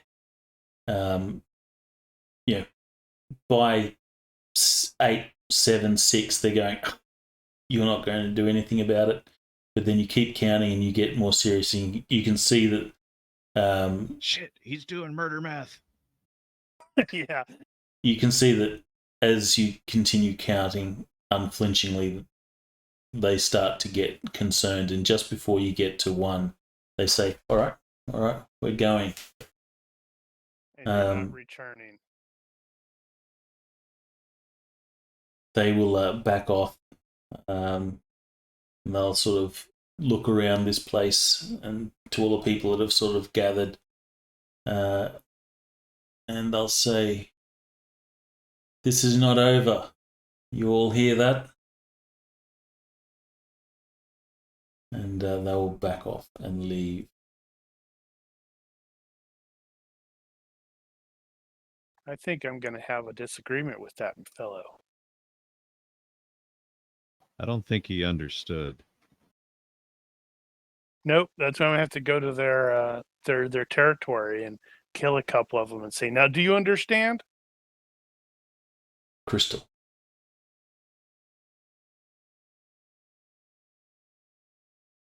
So What will it cost? for What will it the cost to have you guys leave us alone? An arm, perhaps?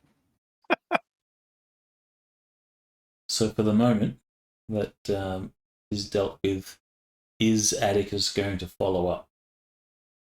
He's absolutely going to follow up. This guy clearly didn't understand. I said they were not coming back.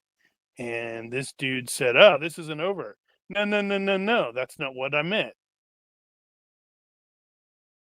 Okay, are you going to follow this up discreetly or not discreetly? What's discreetly mean? Shadowing, stealth. Yeah.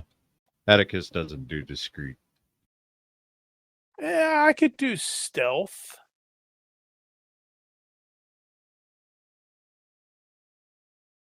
Yeah, I might as well do so. I can do some stealth. I'm not as great as some people, but I got a 14 on it, and that's pretty good. And that might actually be entertaining if they're like, there's a group of them, like 4, and they're walking, and then abruptly there's 3, and they don't really notice it for a couple steps.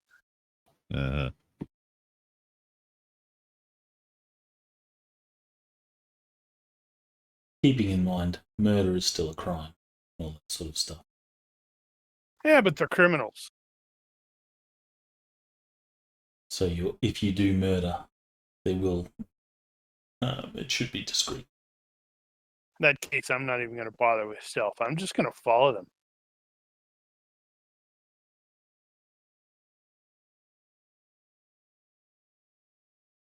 All right, so you will follow. They will continue on their way for a little bit. How is Atticus with unarmed?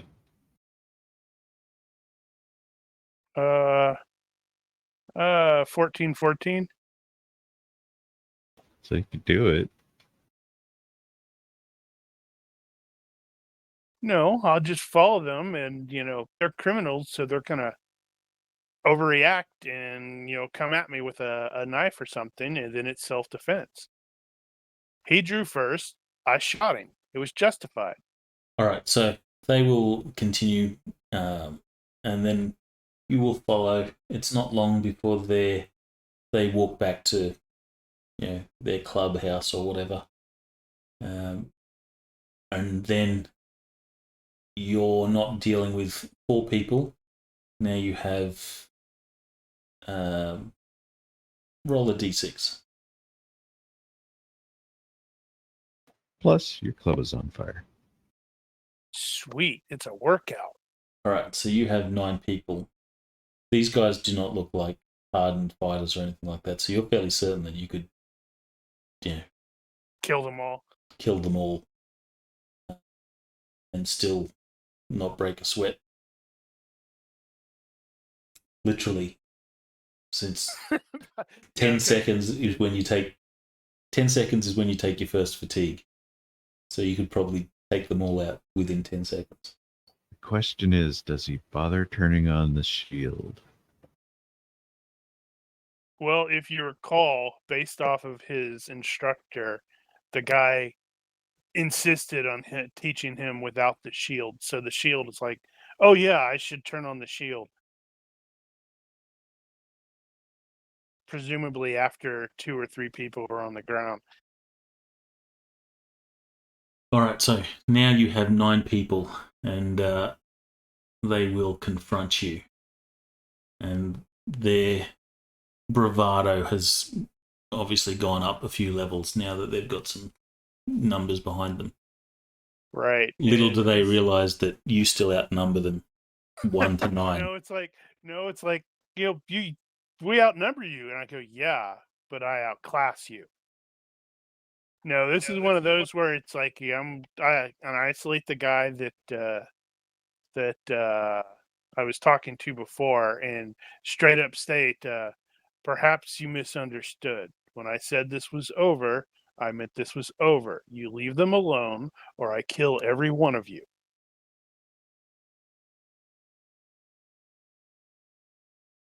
The Are guy we that you're clear talking now? to is, he's playing the tough guy. He sort of goes, and he's sort of looking at all his buddies. He says, what are you going to do? There's 9 of us. And soon there will be 9 corpses.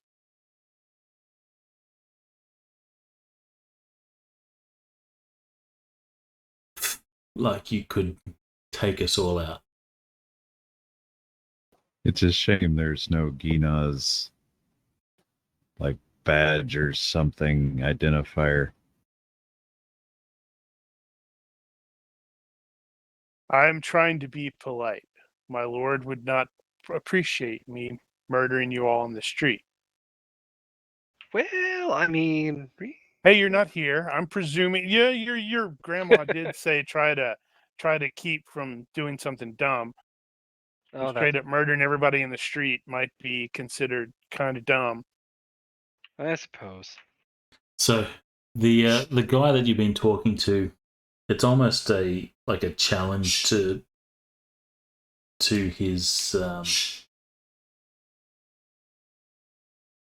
ego. So he sort of walks up fairly 10 foot tall and bulletproof. He says, what are you going to do about it? And he sort of gets in your face. Blindingly fast. The blade is out and is at his neck. And I'm like, I strongly urge you to reconsider. All of you. Critical success. Wow. All right. With a critical success, you see some jaws drop amongst the people that are sort of standing around. And the guy, it was so quick, the guy didn't even realize you did it and continued to walk forward until your knife pressed into his throat, and it sort of chokes him a little bit, and you see the pressure is sort of cut into his throat a little bit, and there's like blood sort of trickling down. He sort of puts his hand to his throat, thinking, "Oh shit, I've been cut," and he sees there's just a little bit of blood. Give You me didn't even see his arm move. Another intimidation roll.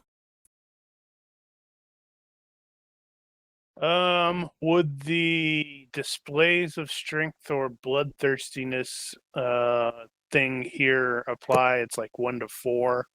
I'll give you the 4 plus your callous. Yep. That's not as great as it could have been, but it's still a success. So the guy will throw his hands up and he'll say, okay,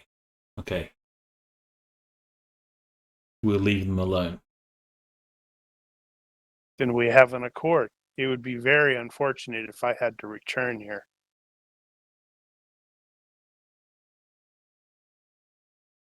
So the guy will sort of back off steadily, hoping that you don't sort of cut his throat. I assume that you let him go. Yeah, and I don't have the quick sheath. I need to get that. But probably twirl the blade a little bit as he resheathes it. You could probably intimidate him a little bit as you wipe off his blood from the edge of the blade. Yeah, got to do the flick to get it off. A few droplets of blood splatter into the sand at his feet. He looks down and he's sort of holding his neck. And the guys will then sort of back down and back off. Have a pleasant day. Bad guy said, "I see your point." What a time to roll critical. Yeah, I know. I mean, I figured it was going to be pretty easy because, I've got an 18 there, but 4, jeez. All right. So you get the feeling that these guys will not be causing any trouble, at least while you're around. Yeah, they'll wait until I'm gone, and then they'll talk about how, they're the awesome ways they could have taken me down. Yeah. Yeah, back in the clubhouse, they'll be like, yeah, I could have taken him. Didn't feel like it today. Actually, Bob, your pants are still wet. Probably later, Atticus is probably doing the math about how long it's going to take them to decide that it's okay to come back. I have to make a point of just meandering by their place at some point. All right. So what was cut some meat in front of them? Just before we wrap it up, what was one of the other side missions you should do? Oh, by the way, walking away, ding, mission complete. Tonson and the water traffic or water Tonson traffic. and Valtteri were going to go to the market, whatever the market thing they were going to do was. I think it was the move in the water. Delivering water. All right, so you will start out with a cart that has the water in it. I think the Leader Johns are actually the name for the container that they're kept in. So you have 50. In Dune it is. Yeah, you have 50 Leader Johns of water that you take. You escort the guys. As you're doing this, you will see a couple of what you actually you would recognize straight away. You see a couple of soldiers, and these soldiers are Count Fenring's soldiers. Uh-huh.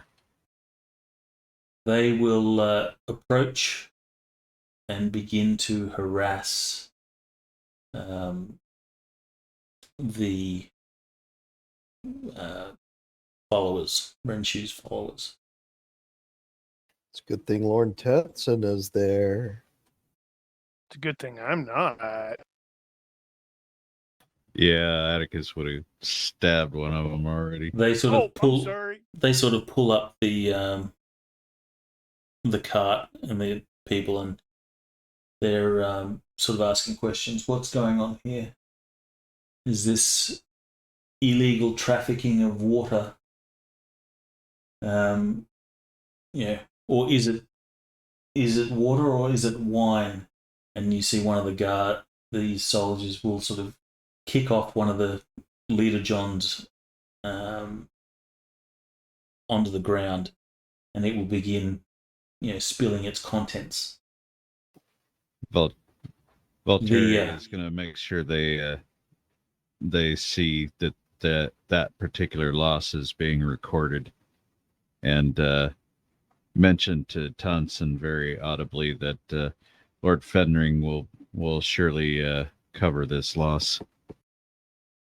Indeed, I'll make sure to contact him once we return. So as the leader John is spilling its contents, the follower sort of ducks around the side of the guard and goes to pick it up.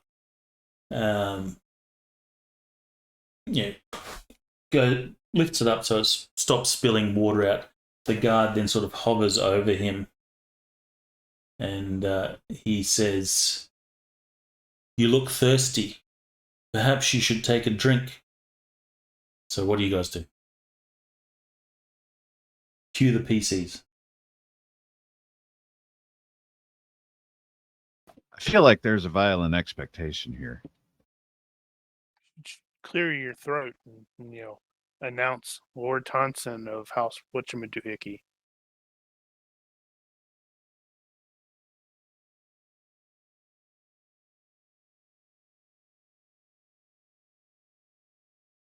Please don't do anything or intervene. Then this soldier's going to make this poor follower eat some dirt.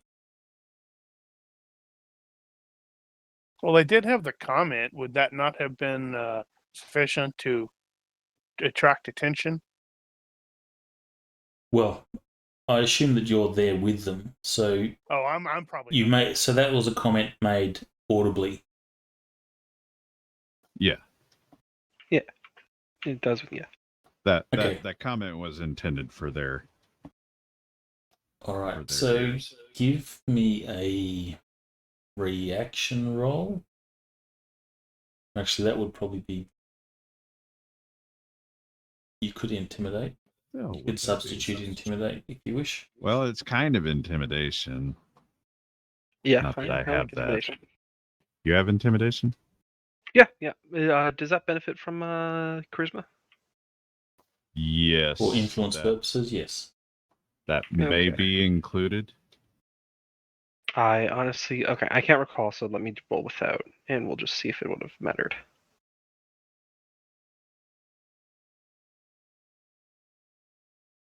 Jeez. You're an intimidating fellow when you want to be. Well, usually he has a very serious-looking bodyguard standing right next to him. It helps. These guards will, they'll be taken aback that someone's actually talking back to them. And he sort of turns their attention to you two. And he says, "Why exactly would Count Fenring be paying for this?"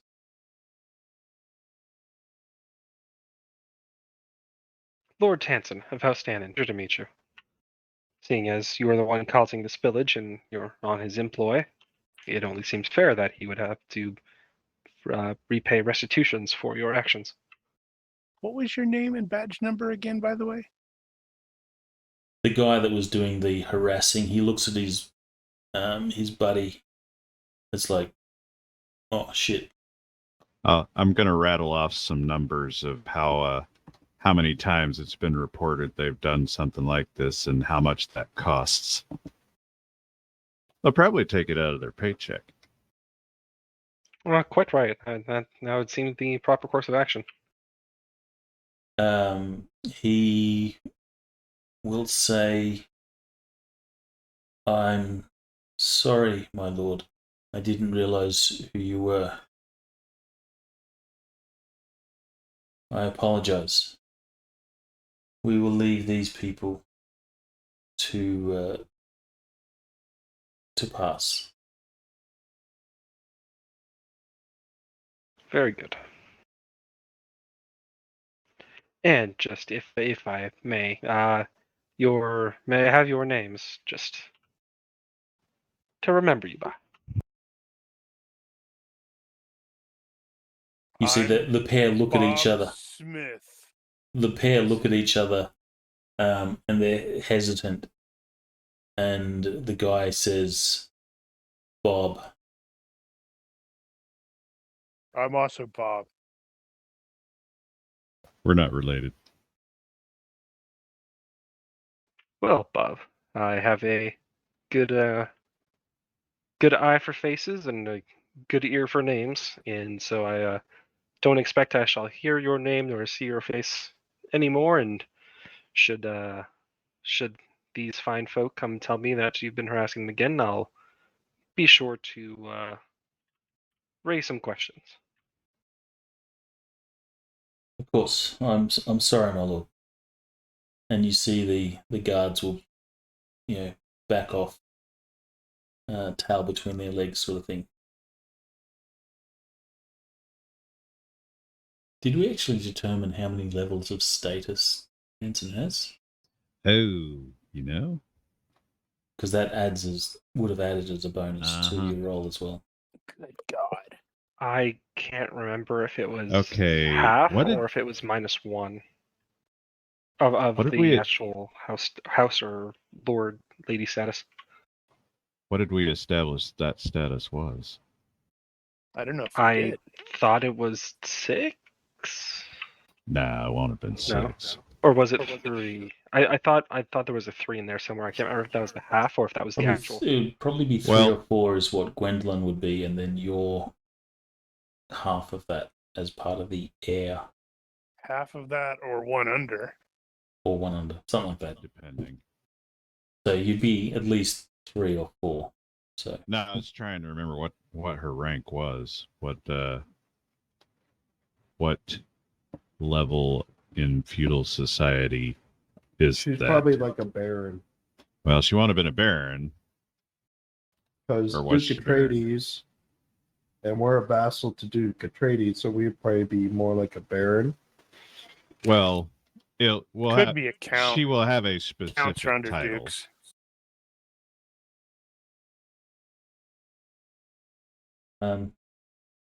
yeah, I'm not sure. But I can't remember if we actually decided what that was. I mean, Well, she if you could add be. your Duke. charisma roll and you add like another Marquis. +2, it's probably a margin critical on the intimidation. I don't think it's that high, but it's still significant. No, Alright, 'cause so- you rolled an 11.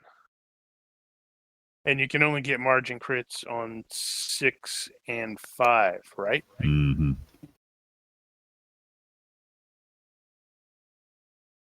Because nothing's more irritating than succeeding by 10 or more and having rolled a 7. So you're like, that's not a margin crit.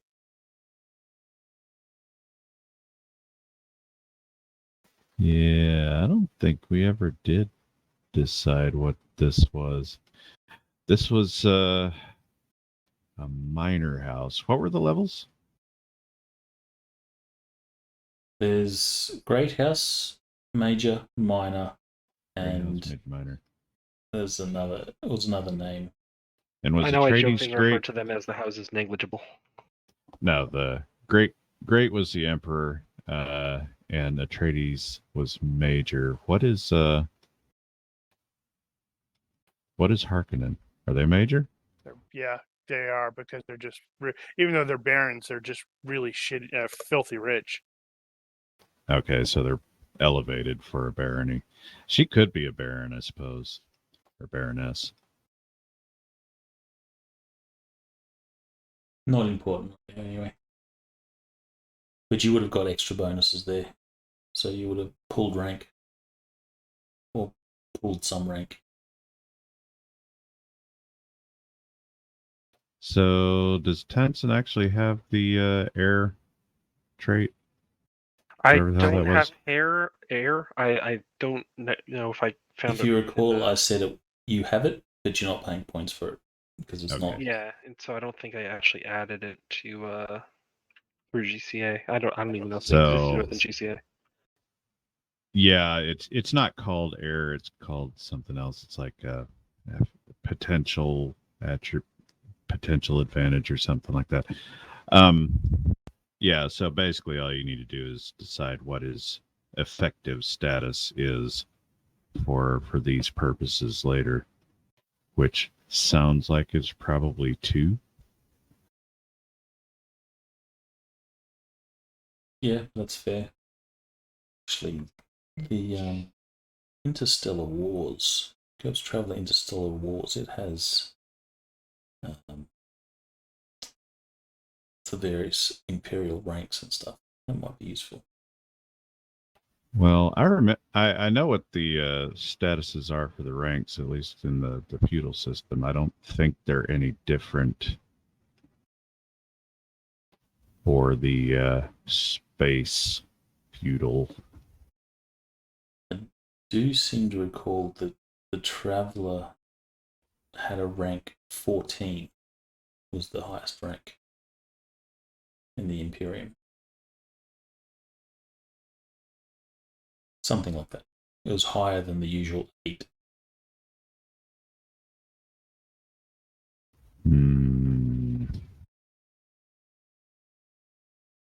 In any case, you will deliver the water and begin to hand it out. The water seller that has been extorting people, he will approach and he will be rather furious that you guys are giving this water out free when he's trying to sell the water. Well, I suppose one possible action on your part would be to then lower your prices in order to make it more competitive with ours. And yours is free.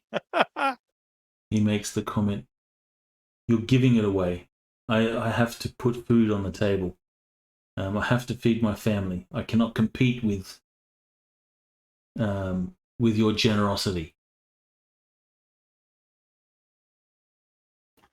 Well, This from what might I be understand, you have some profits to sustain yourself quite nicely for the duration of our own business venture here. Perhaps you could provide an additional service of some kind. There's an idea. Give me a reaction roll. See how willing he is to negotiate with you. Or is he just going to yell abuse? Well, wow. He took Okay. a look at Tansen and noticed how very fine his clothes are, and went, "Oh, oh, What would you suggest, my lord." my lord?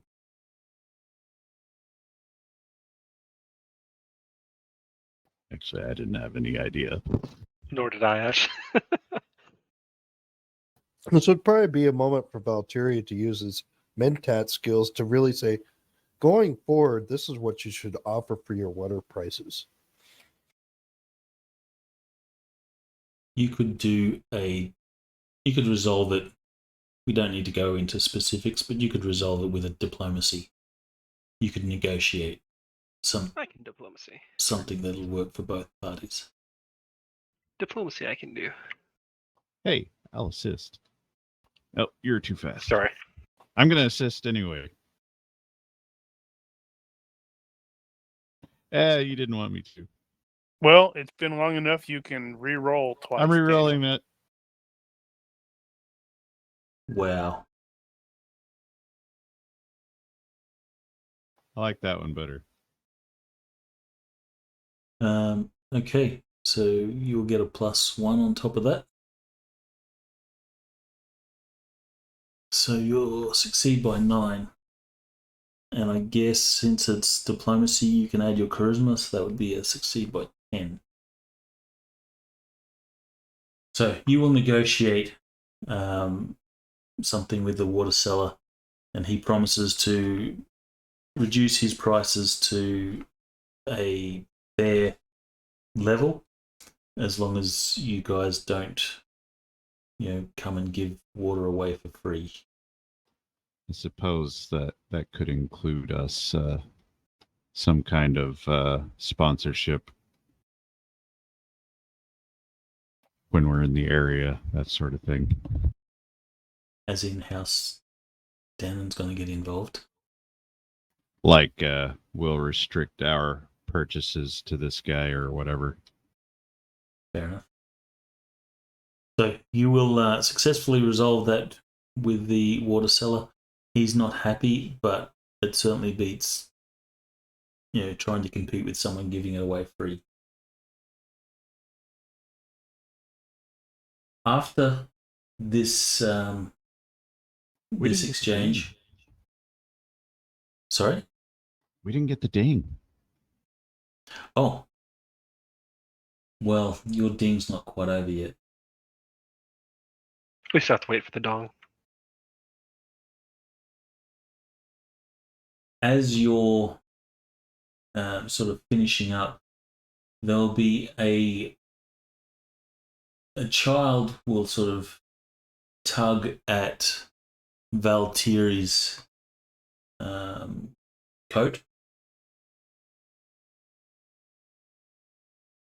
and will then, once Valtiri, you see the child will sort of grab your hand and begin to walk in a particular direction, clearly wanting you to follow.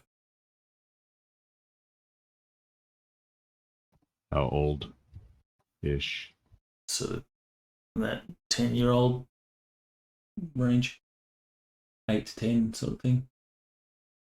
Capable of speech, then. Capable of speech, yes. But this speech would probably be only the local tongue. So the kid will be saying, "This way, this way."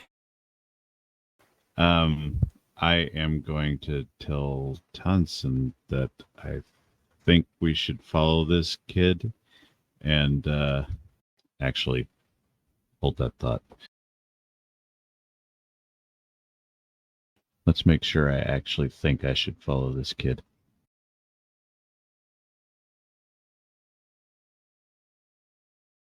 Do I think I should follow this kid? You feel it 2 can't options. hurt. Okay.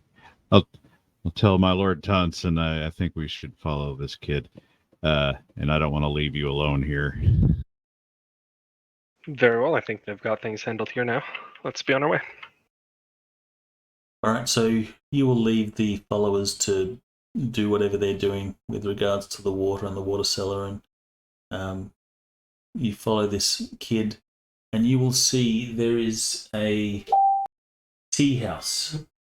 The kid appears to be leading you to a tea house. Just outside this tea house, you will notice a woman who appears to be waiting for you. You will see that she acknowledges that you see her, and that she's seen you, and you get the feeling the kid is leading you to, your gut instinct says the kid wants you to meet this woman, and the woman then walks into the tea house. Okay. After you have locked eyes. Tea's good. Oh, God. Really? And my apologies. He didn't realize what he was doing. I'm gonna kill off your next 3 characters just randomly. Oh, don't do that. It takes me a long time to put them up through token tool and stuff.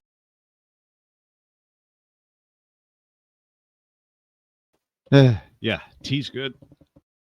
So, after your characters have sort of exchanged looks, she will step into the tea room, and that's where we'll leave it.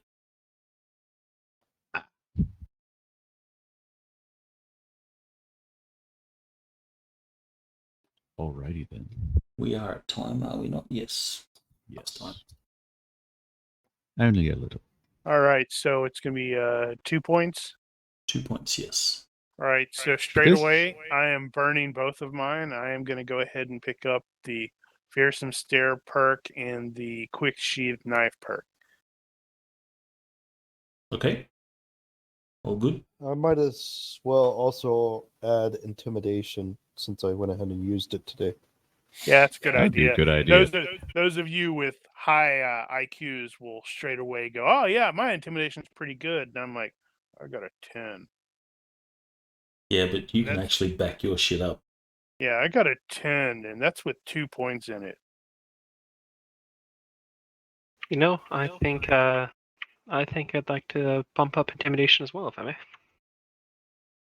To 18. Did you use intimidation? Yeah. Yeah, a Yes, couple you times. did.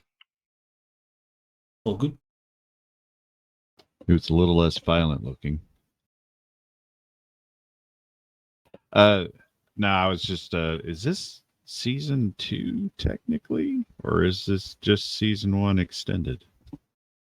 I don't know. Season 1 extended, I think.